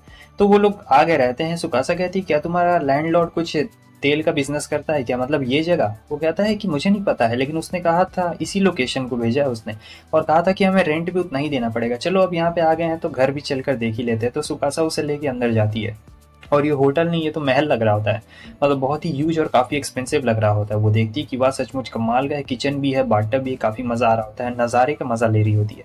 बाथटब में बैठी हुई रहती है और कहती है कि वाह यहाँ से नज़ारा काफ़ी अच्छा दिख रहा है। लेकिन जो नासा रहता है वो ठरकी होता है और सोचता है कि अगर हम लोग इस घर में शिफ्ट हो जाएंगे तो हम लोग दोनों एक ही बाथटब में नहा पाएंगे। ओ माय गॉड, ये तो बहुत ही ज़्यादा मज़ेदार चीज़ें हैं। एक मिनट रुको, इसका मतलब हम लोग एक ही बेड पे सो भी पाएंगे, क्योंकि यहाँ का जो बेड रहता है वो एकदम किंग साइज वाला बेड रहता है और काफ़ी कंफर्टेबल बेड भी रहता है। तो वो लोग पूरा घर देख लेते हैं, उसके बाद कहते हैं कि काफ़ी बढ़िया घर है, और फिर वो लोग बाहर निकल जाते हैं। तब शाम में उसका लैंडलॉर्ड का मैसेज आता है कि माफ़ करना, मैंने एड्रेस गलत भेज दिया था। और फिर वो सुकासा से माफ़ी मांग रहा होता है, कहता है मुझे माफ़ करना, लेकिन चिंता मत करो, मैं मेहनत करके ऐसा घर ज़रूर खरीद लूँगा। वो कहती है कि देखो मुझे इससे फ़र्क नहीं पड़ता, घर छोटा हो, घर बड़ा हो, या फिर कैसा भी घर हो, तुम जहाँ भी रहोगे या फिर जहाँ भी मुझे रखोगे, वही घर मेरे लिए सबसे अच्छा और सबसे कीमती रहेगा। और मैं तुमसे वादा करती हूँ कि मैं कहीं भी नहीं जाने वाली हूँ। तुम्हें कोई ज़रूरत नहीं है ज़्यादा अपनी जान पे जोखिम डालकर ज़्यादा पैसे कमाने की। तुम मुझे जहाँ भी रखने वाले हो मैं वहाँ पे खुश रहूँगी, भले कैसे भी रखो, और ये मेरी रिस्पॉन्सिबिलिटी होती है कि मैं तुम्हारी अच्छी से देखभाल करूँ। तो नासा तो एकदम यहाँ पे पिघल गया रहता है। आगे हमें कानामे को दिखाया जाता है जो 15 साल की थी और अब ये बेड से उठ गई थी। ये अपने बारे में इंट्रोड्यूस करवा रही होती है कि कैसे अब ये बाथ हाउस को जा रही है साफ़ करने के लिए, और ये बहुत ज़्यादा मेहनती लड़की भी है और इसे नासा भी पसंद है। और ये देखिए, ये नासा की वाइफ है। तो वो कहती है कि क्या क्या मैं तुम्हारी कुछ मदद कर सकती हूँ, और ये सोच रही होती है कि ये उस पर्सन की वाइफ है जिसे मैं काफ़ी ज़्यादा एडमायर और पसंद करती हूँ। नहीं नहीं, मदद करने की कोई भी ज़रूरत नहीं है, वो ऐसे कहती है। लेकिन सुकासा कहती है कि नहीं, तुमने हमें यहाँ पे रहने दिया है तो मेरी ये जिम्मेवारी बनती है कि मैं तुम्हारी मदद करूँ। तब वो कहती है कि ठीक है, अगर तुम मदद करना चाहती हो तो मैं तुम्हें मना बिल्कुल भी नहीं करूँगी। तो यहाँ पर दोनों के बीच में बातचीत काफ़ी अच्छी चल रही होती है, और कानामे सोचती है कि चलो देखती हूँ कि आखिर नासा तुम्हें क्यों पसंद करता है, आखिर तुम में ऐसी क्या खूबियाँ है। तो वो यहाँ पे उसे बता रही होती है अपने इस बाथटब के बारे में, सभी चीज़ों के बारे में उसे डिटेल दे देती है कि किस तरीके से उसे साफ़ करना है। और हाँ, उसे ऐसे ही अकेले साफ़ नहीं करना, इन दोनों के बीच में क्लोजनेस भी बढ़ रही होती है। और वो कुछ रोबोट्स और कुछ मशीन्स के बारे में बता रही होती है जिसे नासा ने इन्वेंट किया था इनके बाथ हाउस के लिए स्पेशली, क्योंकि इनका बाथ हाउस जब एकदम खत्म होने वाला था तब नासा ने मदद की थी, और अभी तक उसी के मशीन से ये सारा बाथ हाउस चल रहा है, क्योंकि एडवांस टेक्नोलॉजी है और वो लोग नासा के बहुत बड़े शुक्रगुजार हैं। और फिर वो बता रही होती है कि तुम्हें बाथटब क्लीन करना है पूरा एक रूम, और सोच रही होती है कि चलो देखती हूँ तुम कैसे क्लीन करती हो, लेकिन उसने बहुत ही अच्छा क्लीन किया हुआ रहता है। सुकासा कह रही होती है कि तुम हमेशा ये काम करती हो सुबह उठ के, तुम सचमुच काफ़ी अच्छी लड़की हो और काफ़ी ज़्यादा मेहनती भी हो। तो यहाँ पे वो कनामे की बहुत तारीफ करती है, और कनामे समझ चुकी रहती है कि आखिर नासा इस लड़की को क्यों पसंद करता है, क्योंकि इसमें बहुत ही अच्छी क्वालिटीज़ हैं और ये लोगों को मतलब एकदम अच्छे तरीके से ट्रीट करती है। दोनों के बीच में क्लोजनेस और भी ज़्यादा बढ़ चुकी रहती है। और फिर ये नासा के बारे में और भी अच्छी अच्छी चीज़ें बता रही होती है कि कैसे वो कितना रिस्पॉन्सिबल बंदा है, और शुक्रिया, अगर तुमने नासा की जान उस दिन नहीं बचाई रहती तो वो अभी तक जिंदा नहीं बच पाता, वो तुम्हारी वजह से भी जिंदा है। लेकिन सुकासा कहती है कि नहीं, ऐसी बात बिल्कुल भी नहीं है। मुझे उस वक्त ऐसा फील हुआ कि मुझे जाकर उसे बचा लेना चाहिए, बिना मैंने कुछ सोचे समझे जाकर उसे बचा लिया, और अभी देखो, वैसे नासा है बहुत ज़्यादा बढ़िया बंदा। तो ये लोग नासा के बारे में बहुत तारीफ करते हैं, और हनामी कहती है कि हाँ, वो थोड़ा सा अजीब टाइप का बंदा भी है। सो इसके बाद अब वो चली जाती है स्कूल के लिए। नासा देखता है कि अरे ये क्या, दोनों के बीच में क्लोजनेस काफ़ी ज़्यादा बढ़ चुकी रहती है। तो फिर वो लोग अंदर आ चुके रहते हैं। अब यहाँ पे सुकासा उससे पूछ रही होती है कि देखो, हमारे पास कुछ है खाने के लिए, मैं बनाना चाहती हूँ, आखिर तुम क्या खाना चाहते हो, बताओ तुम्हारा फेवरेट फूड। तब ये कैलकुलेशन करके बताता है कि इसका फेवरेट फूड करी है। सुकासा सोच रही होती है कि आखिर इसमें कैलकुलेशन करने वाली कौन सी बात थी, कैलकुलेशन करना पड़ रहा है इसे। तब वो कहती है कि अच्छा चलो मैं देखती हूँ कि इंग्रेडिएंट्स है या फिर नहीं है करी बनाने के लिए। सो करी बनाने के लिए इंग्रेडिएंट्स तो रहते हैं, और लेकिन अभी भी उसे शॉपिंग करने के लिए जाना रहता है सुपरमार्केट। तो नासा कहता है ठीक है, मैं भी तुम्हारे साथ चलूंगा। तब इन्हें यहाँ पे कनामे की मॉम मिल चुकी रहती है, जहाँ पे वो कहती है कि इधर आओ बच्चे, एक काम करना, पार्क वाले रास्ते से जाना, वहाँ पे कोई भी नहीं रहता है और अंधेरा भी रहता है, तो तुम लोग जो चाहे वो वहाँ पे कर सकते हो। नासा कहता है कि अरे आंटी नहीं, आप जैसा सोच रही हैं वैसा बिल्कुल भी नहीं है। लेकिन आंटी चालाक रहती है, वो कहती है कि मुझे अच्छी तरीके से पता है कि तुम क्या करने की सोच रहे हो, चलो अब जाओ चुपचाप। तो वो हाथ पकड़ के चला जाता है और वापस आते आते मतलब कुछ शॉपिंग करके आ रहे थे, तब ये लोग बन भी खा रहे होते हैं और कह रहे होते हैं कि काफ़ी अच्छा मौसम है। सुकासा पूछती कि हम लोग इस रास्ते से क्यों आ रहे हैं, यहाँ पर कोई भी नहीं है और यहाँ पे इतना ज़्यादा अंधेरा भी है, तुम क्या करने की सोच रहे हो। और नासा कुछ बोल नहीं पाता, कह रहा होता है कि नहीं मैं कुछ भी करने की नहीं सोच रहा हूँ। सुकासा कहती है कि मैं जानती हूँ कि तुम मुझे किस करने के बारे में सोच रहे हो। अब नासा सोच तो इसी चीज़ के बारे में रहा होता है, लेकिन वो कहती है कि हमने जो चीज़ खाई है मोमो, उसमें बहुत ज़्यादा गार्लिक था और मैं अभी किस नहीं करना चाहती हूँ। तब वो कहता है कि ठीक है, अगर नहीं करना चाहती हो तो कोई दिक्कत वाली बात नहीं है।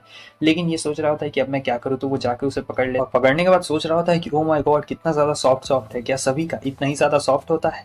और वो कहता है कि मैं तुमसे अपनी फीलिंग्स को शेयर करना चाहता हूँ कि जब से शादी हुई है तब से मैं मैरिड लाइफ काफ़ी इंजॉय कर रहा हूँ। और यहाँ पे जो सुकासा रहती है वो भी उसे बताती है कि वो भी काफ़ी ज़्यादा इंजॉय कर रही है। उसके बाद दोनों हक कर लेते हैं और दोनों एक दूसरे को अपनी फीलिंग्स शेयर कर रहे होते हैं और ये मोमेंट दोनों के लिए बहुत ही ज़्यादा मेमोरेबल रहता है।